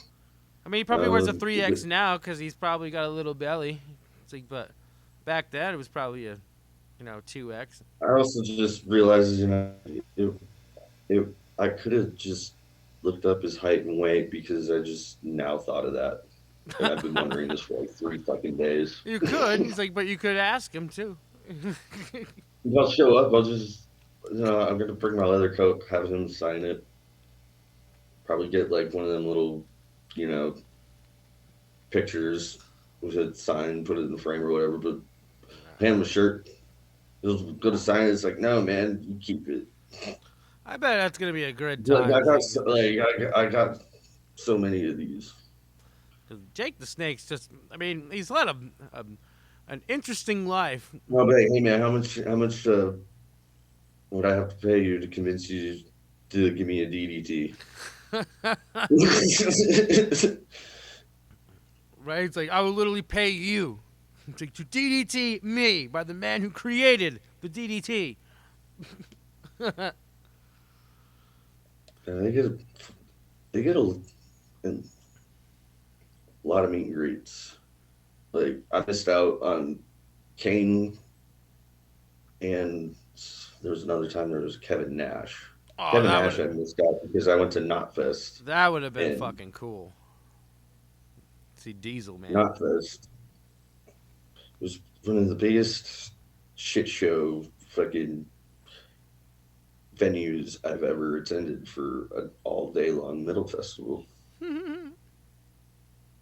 Okay, so you get 35,000 people in the middle of this big ass field, 20, 30 miles south of Des Moines, Iowa, in the middle of fucking bumfuck. You have 2 beer tents. You have 2 other tents that sell only water and non alcoholic beverages. Oh, so they're You have useless. about the only thing they had good going for them was bathrooms. They had probably about 200-300 fucking porta johns. The doors opened at 10, and the first set started at 11. The first set was a local band. It was actually, not too long after that went on a trip to California and play a gig. But Widow 7, for one of the members I know, lives I want to say like a 5 or 10 minute drive away from me. They opened for it, and then after that was Vended. Vended is Corey Taylor, Clown, I forget who else is. Slipknot members, kids band. Oh, yeah. I can't think But of it. For venue to have 35,000 people, they had somewhere between like 6 or 7 little openings for the entry gate. So you ended up having like a 3.5, 4 mile at the longest line of people wait to get in the fucking place. Oh, yeah. Yeah, the struggle is real. So I'm sure you remember Beyond telling you about how you walked around Crewfest 2 in 2009 with a sign that said free hugs, right? Oh, yeah. Oh, I gotta look for it. But I did that. That show just because, like, it was short, a little after a year after, he left us, and I was just blah about it as well. It's like Fairhaven curse. That's a conversation I feel like for not right now, but Yeah, it's very real. I'm holding it up. I just found it because I'm recording, and hopefully we can, see body flat. Was it body language? Yes, words. It says free hugs, and I kept adding shit to it throughout the day, and like sale ends when Knotfest ends. Help me get 10K. I ended up getting 1,248 because I was keeping tallies on the back. Well, hopefully, we'll have to send me the video that you're recording there, and we'll sync this up, and I'll probably end up releasing this later today. It's like, but we'll release a second version that has your video on it too. We'll make it like a super, when this is all done, I'm gonna see how I could. Because I'm impatient. I'm like, no, I'm gonna get it up as soon as it's done. Right. Especially because I'm enjoying the new setup. Like, for one, I can hear you really well. It's like, and I know it doesn't sound like that to you because you're just on the phones. Like, but it's wicked clear. We're actually talking through my laptop. Oh, well. Just because it's a lot easier. I just got to. I don't have to move it around. Right. Or hold on to it and shit. No, but I was I like, didn't even know what it's like, the podcast is fun. It's like, but what can I do to make it sound better? It's like, oh, well, if I ran it through the boards, like, it would be a lot more legit sounding because it would be, direct audio as opposed to live dead air. Right. But, it's a work in progress. It's like, the main thing is I have fun doing it, which is why I like to do it. It's like, and, it's kind of fun just to have these random conversations with people. Especially, it's like, what else is there to do? Like, yeah. I know where you're at in the East Coast. Like, there's a little more like stricter restrictions. Like, Well, I'm in New Hampshire, so it's not so bad. Like the meet and greet that I did, nobody wore masks or anything. Like I didn't have to wear a mask when I saw Alice Cooper. Like it was fucking like there was a point within the first year of the pandemic where Iowa set a world fucking record when it comes to the least amount of like mandates and measures yeah, like put into place by the state government. as it should be. And yeah, the I mean, whole deeming what's essential and not essential for business is like, well, does oh, it stimulate the economy by paying somebody else's fucking bills? yeah, it Like goes deeper than that. Like it's I this is my the own right to opinion. life, liberty, and the pursuit of happiness. Like, no, that's not on a No, societal level. That's it's on an all about individual corporation level. now. It's like now like this whole pandemic, all it's doing like it's getting rid of the little guy. It's like in all your independent businesses and stuff that can't afford to take the hit. You know, like, and all that's gonna be left are these big fucking giant, corporate giants. It's like it's awful. It's like You know, like I can understand, the optimism a lot of people have actually believing that, they have our best interests in mind when it comes to like forcing this fucking barely tested shot out on us. Like, if you want to get it, like, by all means, like, I ain't gonna fucking pull your leg and try to right. convince you not to. Like, you do whatever the fuck you want. Like, I don't give a fuck. See, I was totally against the vaccine. Like, but and these companies, like, they don't make curable fucking drugs. They no. make shit for you to just keep doing shit. Like, So you have to keep taking the drug. I know you know at least one person is fuck. I know more than one that's been on Suboxone for over 10 years at this point. Yeah. Oh, and that I don't even understand. I remember doing like Suboxone like once. Like I remember I didn't even know what the hell it was. I fucking snorted it, and I'm drinking a coffee, and I'm smoking a cigarette, and we're having a weed. I didn't realize it was a fucking drug cleanser, like. So I start like booting because I got all this caffeine and nicotine in my system, and I was like, people do this like willingly, like to get I off never tried heroin. it. It's I don't horrible. think I've ever tried it. It's horrible. It's like Actually, if you want to puke literally from anything, Suboxone. Like you puke from drinking water. no. When it comes to friggin' pharmaceutical medications, like the ADD meds I was on growing up, like Oh, I was on such a like unnecessarily a high dose for my height, my weight, see, I was on a fuck my lower age. dose, but it still made me. 72 milligrams of Yeah, Concerta in sixth grade, and then the fuck whatever 72 plus 18 is. That was seventh and eighth grade at yeah, Castleton Village School. that's not good. Basically, was it from like fourth grade till I stopped taking that shit like somewhere towards the end of eighth grade. Like, Yeah, because that shit, it's just an intelligence suppressor. and well, like I was high as fuck before I knew what high as fuck was. Just like, And like whoa. then when I sit in solitude long enough, like I start thinking of stupid shit like that. Just fucking, getting myself like all irritated and worked up for no reason. Like I've been robbed. It's like, oh, maybe it's also a blessing in disguise outside of like crack. Like I can't touch that shit and trust myself to like be in any fucking control. I've never had crack. I can say that one. I've inadvertently Imagine smoked. doing an 8 ball all in like a matter of like two or three fucking hits of a pipe. Oh shit! I've Like in the equivalent, or actually, if you're able to snort an entire 8 ball in like 2 lines, yeah, that's like $50 worth of crack right there for your first hit. Well, yeah. I mean, that's the thing. Like Dennis Leary said it the best. Only in America was cocaine not strong enough. Like let's have crack. Shit, like fuck, heroin's like the only drug I haven't experimented See, with. I have I've inadvertently done did. crystal meth a few times, and I don't understand how people get hooked to that shit. Yeah, And it's weird because I've never even wanted to try that when I shit. tried it, like it the first thing that popped in my head was like, wow, I feel like I'm 10 years old again. Like, this is weird. Yeah. Like,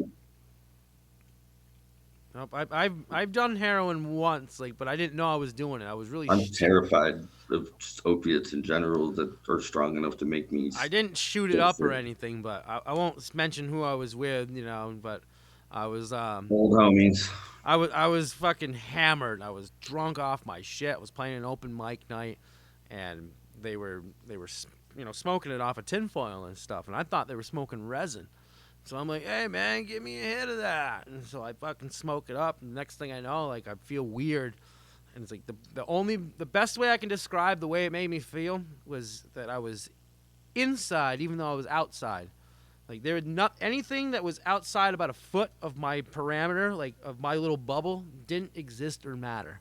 Like it was just me. You got some like tunnel vision Yeah, so when it's like getting warm. I'm now that I know what it was, like because I You're figured gonna- it out. It's like I totally get why musicians love it. It's like because you can just totally get into a headspace and just write and be in your own shit world and nothing outside interferes with you. And it's like I totally get it, but I nothing. basically had that feeling when the strongest opiate I ever did recreationally was a 50 milligram morphine. Oh yeah, morphine's And fun. it was one of those time release, kind of like an Adderall. You open up, there's a bunch of beads you got to crush. Although opium I didn't itself know is any fun. better. I did the whole thing. I was high as fuck, passed out, and I was sick for about 4.5 fucking days. Have you ever had opium? I smoked it once. Yeah, I had it in a Jeffrey.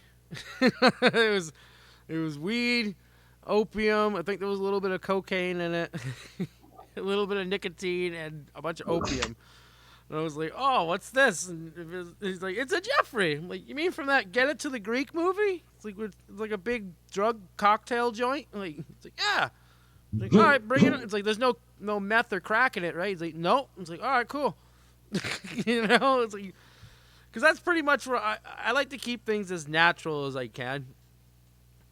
Oh, same. Like To the point, I like don't think I'd ever LSD, do like acid again. I've had like weird, like I don't know. I've done a thumbprint and eaten like Yeah, enough to make like half of Fairhaven go spacey Dave on people. I don't have a really desire to ever take acid again. Mushrooms, on the other hand, that's fair game. Like those are fun. I already, I've already told myself I'm going to do acid again. I'm not going to eat anymore in like 2 or 3, just because like I'm surprised I'm not completely fucking brain dead right now. Like I don't trip anymore. I'll get On mushrooms, scatterbrain though. or start stuttering, just kind of just like forget how to like linguistically Right. enunciate whatever the fuck See, word it is. Or I enjoy microdosing mushrooms a lot. It's like just taking like mushrooms. one or two caps, like just so you're like in a little bit of a mood, like The first few times I did mushrooms, I was like not a fan of them. Like I'd eat like a whole eighth. Everybody else would eat the same amount, and they'd be tripping balls, and I'll be like, "When's this stuff kick yeah, in?" right. Well, it's food poison. But I also did acid probably like good half a dozen times by that Did point. you have you ever hippie flipped, where you do acid and mushies at the same time? Yes, and I've also done acid and sassafras, acid and Molly, mushrooms and Molly, mushrooms, acid and Molly. That's a fun time, isn't it? Like there's a reason why I say like I'm surprised I'm not completely fucking brain dead. Well, it's because you do your drugs responsibly. Responsibly, irresponsibly. Yes, you do a lot of them, but you do them I quote responsibly. Johnny Billowis's mom, Lillian. I haven't Remember seen her in now, I years. can't tell you what to do, so just be responsibly irresponsible. It is something Like, she would when say. you're a Yeah. 16-year-old kid and you're stoned as fuck, and you just like, wait a minute, that was kind of like a play on words. Well, one more time. I still remember we got That all is so clever. going over to Billowitz's house, and we got all fucking smashed. It was the day before Easter, and we kept her up till like 3, 4 in the morning. Just fucking raging. And she comes in, she's like, "That's fine." It's like, "You keep me up all night." He's like, "But we're going to church on Easter." And I'm like, "Yeah, whatever." And I remember that. yeah, you were there. That's right. You were fucking Fucking there for that. Yeah, that was awful. that one dude from that church that like everybody in Fairhaven loved. Oh, the pastor there. Father Marks, Yeah, Marsh. Father Marks or whatever. Marsh, yeah. Yeah, he didn't. I remember he didn't have a voice that day, so it was like a video presentation. He gave everybody a hug. Like I think he looked at us like you could tell is like these guys definitely really want to be in bed right now. It's like they're so hungover. He's like, it's soup. We were baked as shit too, cause I'm like, I'm not going in there this hungover without smoking first. I think that was right around the time I was getting a really steady collection of this brown bubble hash, I and think, I yeah. was able to like get rid of them for like $20 a gram. I do remember we had hash that night. That was awesome. I Hash. remember a time when I was getting that hash. And I know you heard this story probably at least a dozen times. 'Cause Johnny didn't know how to shut the fuck up when he drinks and starts telling stories. But we're driving around the boonies between Pulteney, Grant Hill, Whitehall, Fairhaven, all those dirt roads in between the border, Yeah, yeah. smoking hash and just listening to like overrated 80s fucking one hit wonder hair metal fucking hits. I noticed this little blinking light in the sky, and I'm like, this ain't a plane, and it looks weird. It's just a little weird angle. And going about another 4 or 5 miles down the road, and come to the realization it's like it's not moving, and we're getting closer to it. And then drive by it, I'm like, hold on, it's right there. And Johnny stops. And at this point, we're kind of following this light for a good 25 fucking minutes. Stops, I look over, look up at the light, and then I look down, and I'm like, wow, this is like an old fucking radio tower. Like, should we even be driving? Some radio tower somewhere in the back roads, like Hampton to somewhere between Hampton and like West Haven. Just I think one of the ways you can get there is going down West Street past Muzzy's. You just keep going and take a turn on one of those random streets. Word. I fucking miss the back roads. All the back roads here in Iowa are just long, straight fucking lines. I know, right? I mean, I haven't been to Iowa, but I've been out to like Illinois, and I know how flat it is. Summer with the fucking scooter scene where they get the scooter. I remember you, me, and Bill was hanging out in the fucking graveyard and shit in Fairhaven, like back in the day. I loved hanging out in the graveyard. That was that was our best spot. We'd go down like behind there where that log was laying there. It's like clearly meant for sitting. That little pond. It's like, come on, this is a smoking log. They wouldn't put a log here if it wasn't meant to be sat on.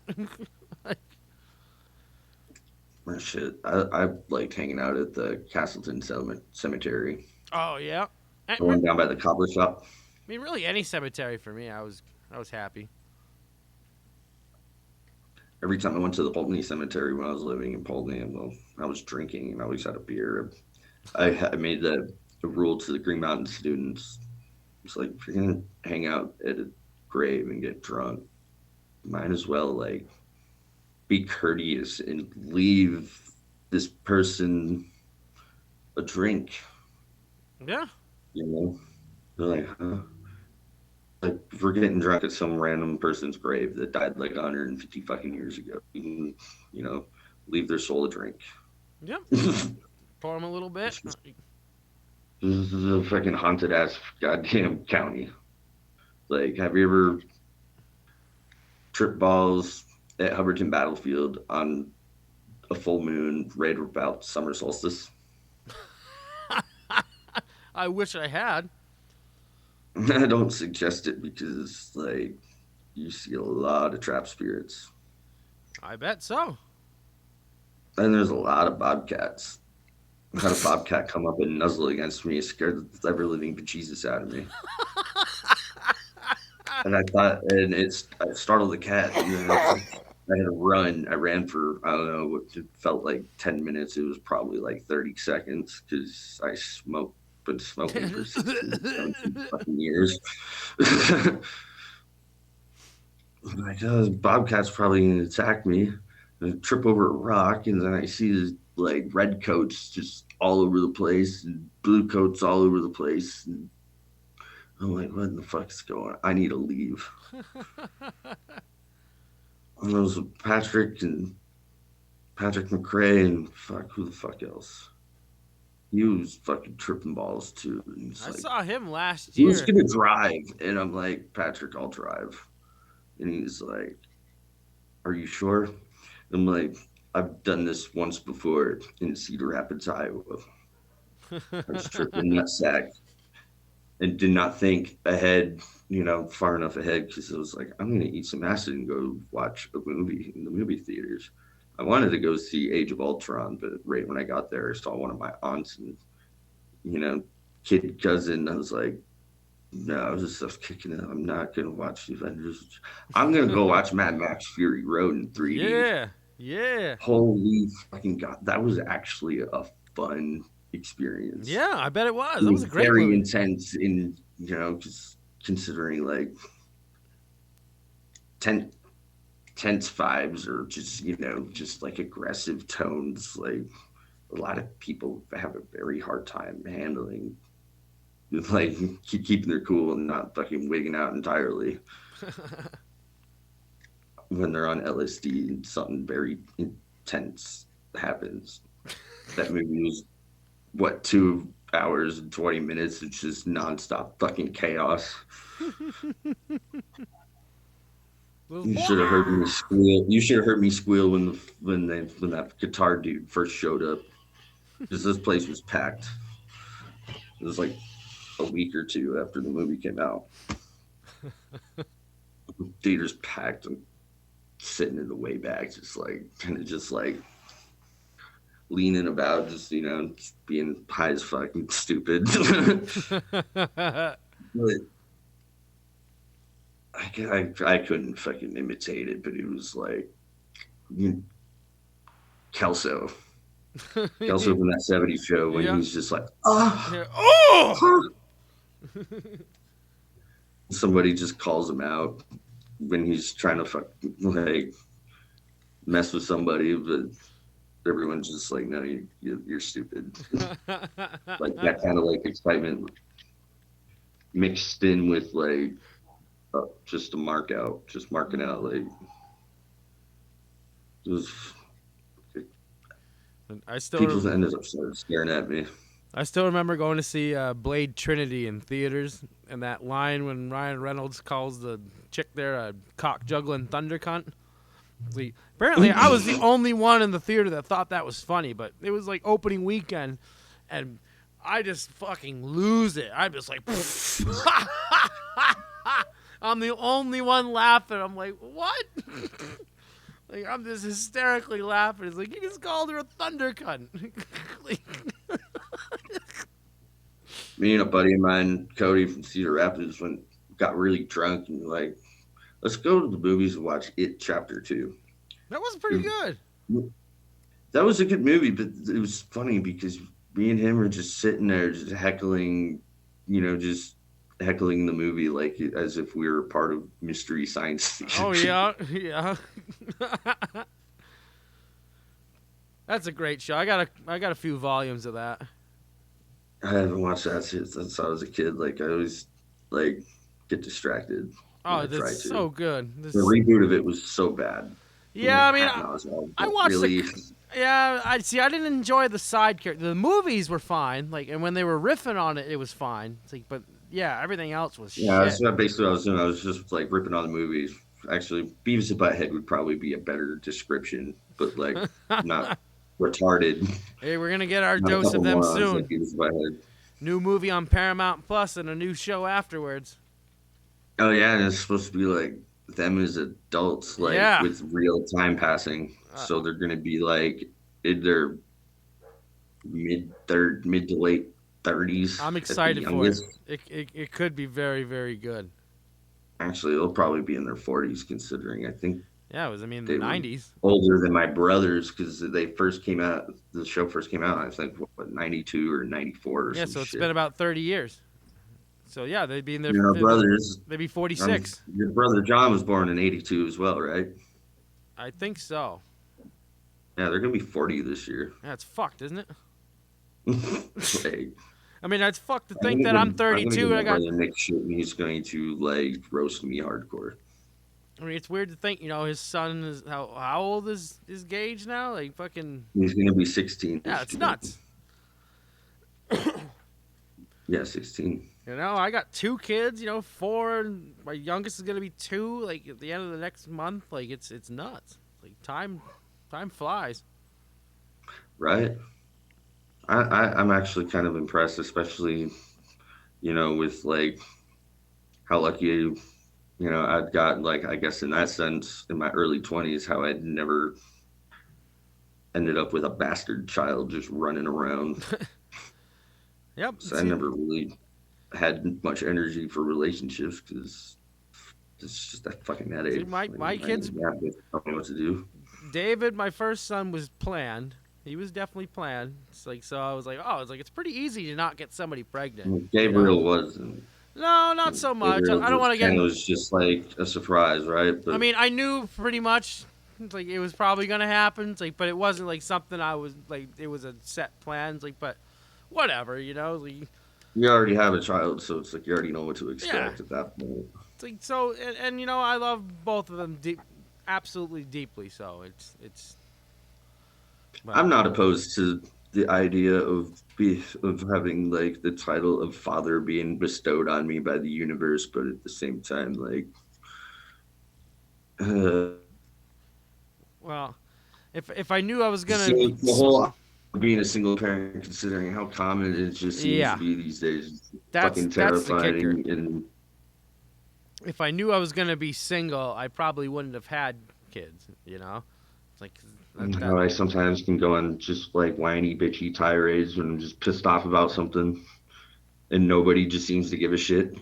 I mean, Yeah. in the situation that I'm in, it's like I've kind of just gone above it. It's like because I won't play the fucking game. It's like I'm not gonna use my kids as pawns in a game. Like for control. It's like I'm not doing it. It's like they'll understand the situation when they grow up. It's like I've heard someone say the best advice is like, the only thing you should talk to them about is kids. How are they doing? Good, blah blah blah. yep.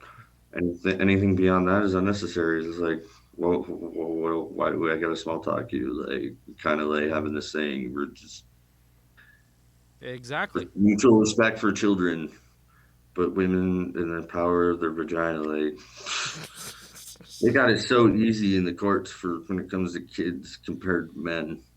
Yeah, it really. I Even mean, though, I yeah, I was pretty both fortunate sides that do get blames and shit when the court the system situations are destination fucked. But the court system in New Hampshire is pretty good. So I lucked out pretty well. one in Vermont's stupid. Yeah. Well, a lot of them are. I mean, it's pretty easy. What? Because in fairness, it's like most fucking single dads they give up on their fucking kids and are complete douchebags. So it's kind of like a stereotype. And it sucks for parents like me that actually care about their kids. But It took my brother, I don't know, over 5 years. yeah, it's crazy. But my brother, like Well, it's clear that 11 years without alcohol now. yeah. Like, Jesus Christ. He was more of a drinker than I was at my peak. He was probably at Beyond's levels at one point. Yeah, mine was pretty bad. Put him the fuck away. I've cut back recently. I I was think like my highest tolerance for as far as how much I can just drink in one sitting was like right after my ex cheated on me 4 years ago. no So well it's like, okay, I'm just not going to dedicate any energy to you. Oh, it's Friday night. I just got paid. I got nothing to do. I'm going to go up to Tops here, right? Go to the, because, the liquor store setup in Vermont is retarded. Like, yep. it's got to be a Vermont liquor establishment. Jesus. here in Iowa, I can go to a gas station and the gas station sells liquor. I can buy the liquor up until 2 in the morning. That's where they cut you off. That's pretty awesome. And the same it goes with beer. Like beer, beer sales end too. That's A really lot of the awesome. bars, a lot of the bars have their clocks on the wall, 15 minutes fast. Yeah, yep. Well, Like maybe I call should. last call, get you out of there with 15 minutes to spare. Sounds like I need to move to Iowa So then. basically, like if you leave the bar like within 3 to 5 minutes after last call is first called, it gives you about 10, 15 minutes at the most to get to a Casey's or a Come and Go or a Quick Star or what or this fucking gas station or that fucking gas station. Booze. I need your booze. Yeah. That's And I'm like, awesome. man, Vermont, like originally it was kind of like a place that would wave the Gadsden, the "Don't Tread on Me" flag Yeah. for for what the flag was kind of like stood for or just recognized as back then. It's just like leave me the fuck alone. You can't tell me what to do. Basically, Rage Against the Machine in revolutionary time. Yeah, Fuck yeah. you. I won't do what you tell me.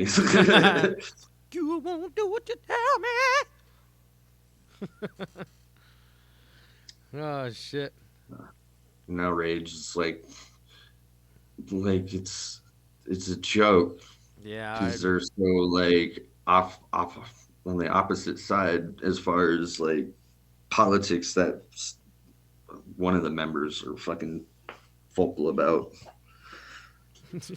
So what's this band that you were telling me about? Oh, Widow Seven. Yeah. So Yeah, what? they're a local. They're Well, local to you, kind of right? like on the heavier metal scene. If I were to think of something to like think I can kind of like compare them to kind of like a Treyu-ish sounding, like not so much Slipknot sound. There's a local band that kind of has like that vibe, like that heavy vibe, like Slipknot does. Yeah. Called, Yeah. if I pronounce it correctly, Elysian, E-L or Ellison. I don't remember, but it's Elision or something. I have I follow their page on Facebook. I can just send you a link to that one. Well, I was just, I wanted the viewers and anybody watching the podcast to check them out. Oh yeah, that too. You know. You know, So what was by their the name time this is again? posted, we can just probably just have links on the description. Yep. Yep. I'll put links down below. Cliff notes. I usually Yeah, I try to include as many links as I can. It's like the stuff that we're talking about. Like when I was the last episode with Bill, like we didn't even like have any clips of the Keegan show on there. It's like, but I threw it at like a little link on there at the end because I have like a best of on YouTube. It's like, just because we had referenced it, you know. Iowa though's got, especially where I'm at, Polk County and Des Moines, the capital's got one hell of a local metal scene. Oh, that's pretty cool. And well, shit. Basically, every member of Slipknot grew up in this town. Like one of my relatives, like had like a little short fling with fucking Corey Taylor, like 20 something years ago. Metal is it's a special type of music. It really brings people. I mean, music in general does that, but something about metalhead communities, like they all stick Like together. the free hug thing was like everybody thought it was dope. I got so many free beers, like joints, extra hugs, like selfies with random people. I was like, wow. I totally understand why Jason Beyond is just always like that kind of guy. Yeah, yeah, right. I mean, yeah, he was like that since the day I met him. Like just always, you know, That looking for man that talked so highly of me. Like I was extremely overwhelmed by the amount of people that reached out to me after he he passed away. I was just like, what in the fuck? I can't keep up with this. Yeah. No, I I'm hear you. forgetting who or what I was talking about with whom. Like I had to like with some people like scroll back like several messages just so I could remember what the fuck I'm talking about with whomever it was we went to high school with. I haven't talked to since basically fucking high school. Yeah. A few people. Damn. I don't know how a lot of us are still fucking dealing with it with like a level head. Jesus. Because Yeah, shit's rough right now, you Paul know? Brooks wasn't too long before Beyond, I want to say. No, it wasn't. It was like 2 or 3 Sam months. Shaka, that was February 22nd and 19. Like, I got a tattoo for that for him. Yeah. I show it in the camera. It's like Yeah, Jason, yeah. NHL and then Beyond and definitely then threw me off, though. I wasn't expecting that one. I would always had like a worry about it, but at the same time, like I'm sure he had the same worry on my behalf too. Right? Because we had a lot of moments where it's like whatever you do, I do, kind of like Right. party nights. And I had that, and then actually I had that with an old roommate out in California, and he announced that to me like 2 hours before we went into saw Primus. Primus was playing at this little itty bitty little ballroom venue that was like literally block and a half away from where we lived. He tells me this and then hands me 10 hits of acid. You know, it was cut wide. It must have been like 20, maybe 30 hits, probably. It was definitely not measured out properly when the strips were cut. Like, so whatever you do, I do, and whatever I do, you do. So I just took the big old fucking acid strip he handed me and just shoved the whole entire fucking thing in my mouth.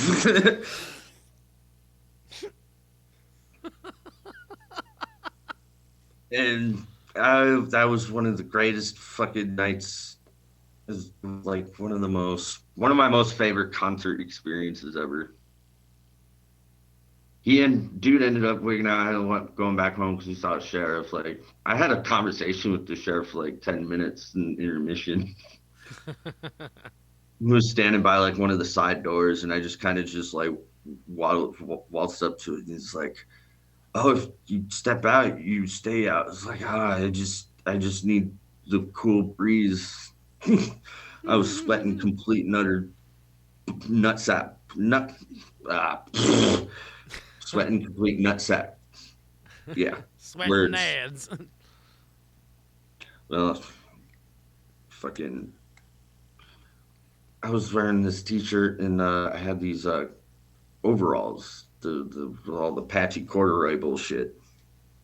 And my t-shirt was so fucking drenched in sweat. I tried to take it off, so I took the overalls off and kind of like did the little belt thing with the shoulder straps. Yeah, yeah. I couldn't get the t-shirt off, and I'm wearing a Bugs Bunny mask this entire time. Nonetheless, you probably remember that old profile picture I had years ago. Oh, yeah, yeah. And I'm Hulk Hogan doing a Hulk Hogan, ripping this shirt off, screaming like a fucking moron, like, "Argh!" And it was intermission.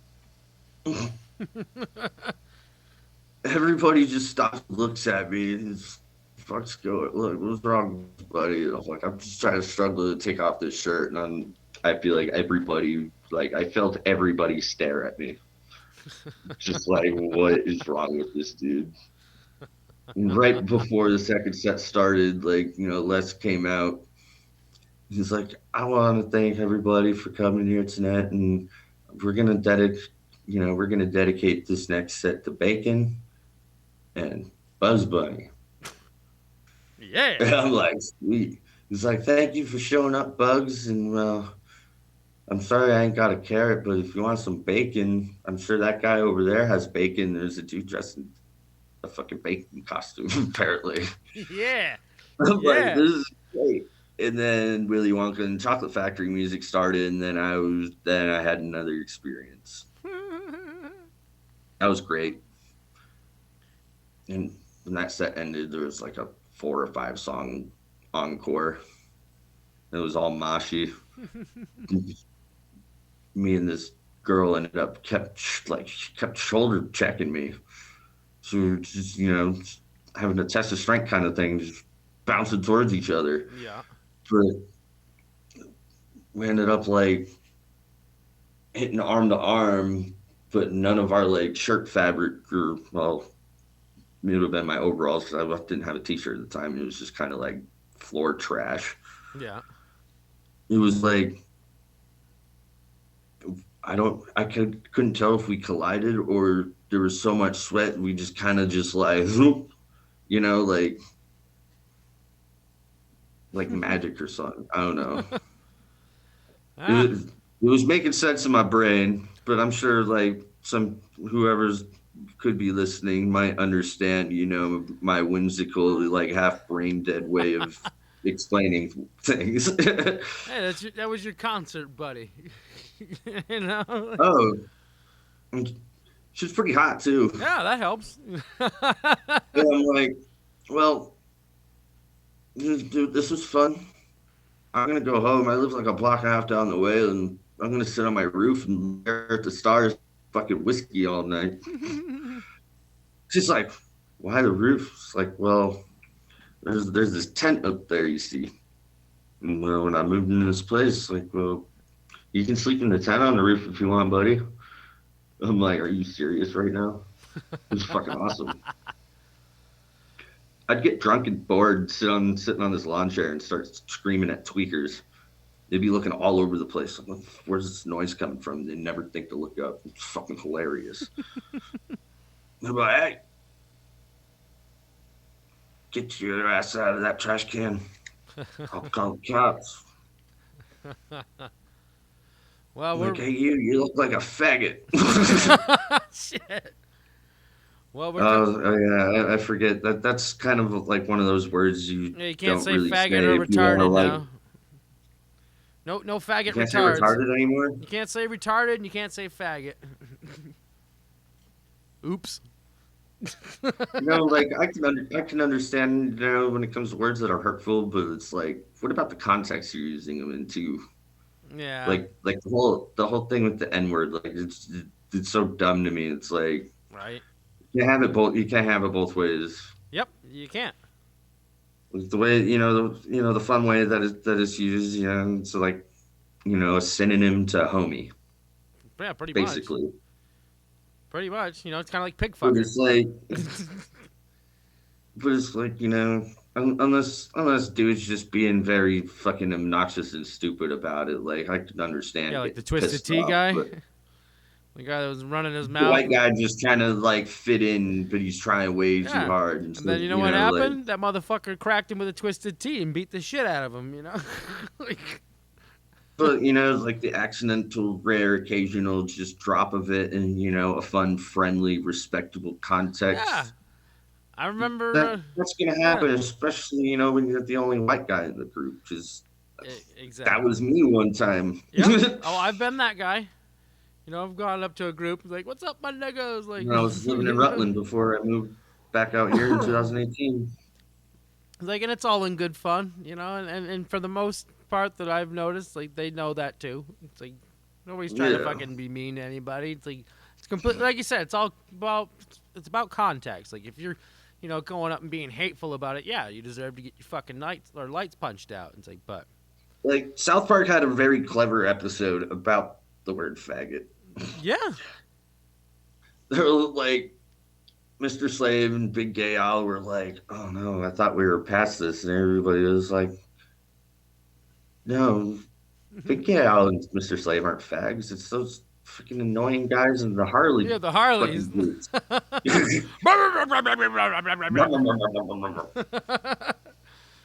was a great episode. It was basically just sending a message like, these words could have been hurtful at one point in time, but, you can always change the fucking meaning. Yep.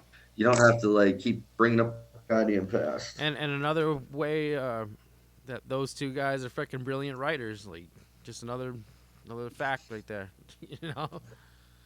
Fucking Towley, man. A part of me wonders if Tally was created because they got really baked and, probably recently read or watched The Hitchhiker's Guide to the Galaxy. Oh, definitely. Always got to have your fucking towel with you. It has to. World. It has to. Like, I'm not sure. Don't quote me on that, but I'm pretty sure that's my suspicion. But in the books, like they go in like a good great details. Why you should always have a towel with you when you're Oh hitchhiking yeah, the I've read galaxy. all the books many I many forgot. times. I forget about like I didn't read them per se, but I read I them. have audiobooks because I read all 5 of them. I have this like little thing when I'm reading sometimes where I'll read like 2-3 pages and have no idea what in the fuck any of it Yep. was about. I And have then a I'll have to version. reread it about 4 or 5 fucking times before I retain any of it. And by then I have lost complete like interest in reading it Right. entirely. Yeah, I got a version of that read by Douglas Adams, which is the author, which was kind of cool. But yeah. There's very rare times I'll come across a book where I can like just be completely absorbed. Right. Yeah, it's been a little while for me. Fear and Loathing in Las Vegas, The Heroin Diaries, Ender's Game, and what the fuck was that last one for me? Juggalo. Oh yeah, The yeah, only ones I can remember. The book Juggalo was written by like this very esteemed Rolling Stones writer. yeah, yeah. I heard about that He book. traveled with the ICP and just other just random juggalos Yeah. for an entire year to write a non-biased fucking novel about it. Yeah. Well, Foley, I think it's time to wrap things up. We're going on over 2 hours here, but I want to thank you Yeah, for being a part of the podcast and reaching out and agreeing to be a fuck guest and yeah, whatnot. like Like and well, definitely do this again some other time, fucking right. Like I say to quarterly or some shit. yeah, but like I said, there's only so many people that I know. It's like so I'm pretty Right? certain that I'm gonna end up cycling guests like here and there eventually. But, why not? It's not like it's gonna be the same conversation, So fuck it. I'll have to dive into Reddit and see if there's any subreddits that are worth like promoting in. Yeah, cool. All right, man. Well, People, this is some people. There's people on YouTube that have podcasts with their buddies. And like they get a shit ton of views and they just sit there and banter. But like yeah, you don't get like this like you you don't get much of the vibe or attitude or whatever the fucking word I'm thinking of when it comes to where we grew up. yeah, yeah. I can't think of it either. No. Rutland County, Vermont. Like, Jesus Christ. Well, all right, brother. Well, I will talk to you real soon, and yeah, keep on keeping on, and peace be with Live you. to love and let go while we're still around, friends. Yeah, live long and prosper, and I will talk to you soon, buddy. Adios, All right, muchachos. peace. Peace, peace. My chicken grease. All right, so that was Josh Foley. Like I said, we go way back. Oh, shit, I was probably maybe 5 or 6, maybe older. I'm not sure. Either way, that was my good friend Josh Foley, and that concludes this episode of the FarrEnuFF Podcast. Thank you so much for tuning in. Once again, my album Reflection is coming out February 18th, so be sure to save that up and give it a listen. Till next time, friends.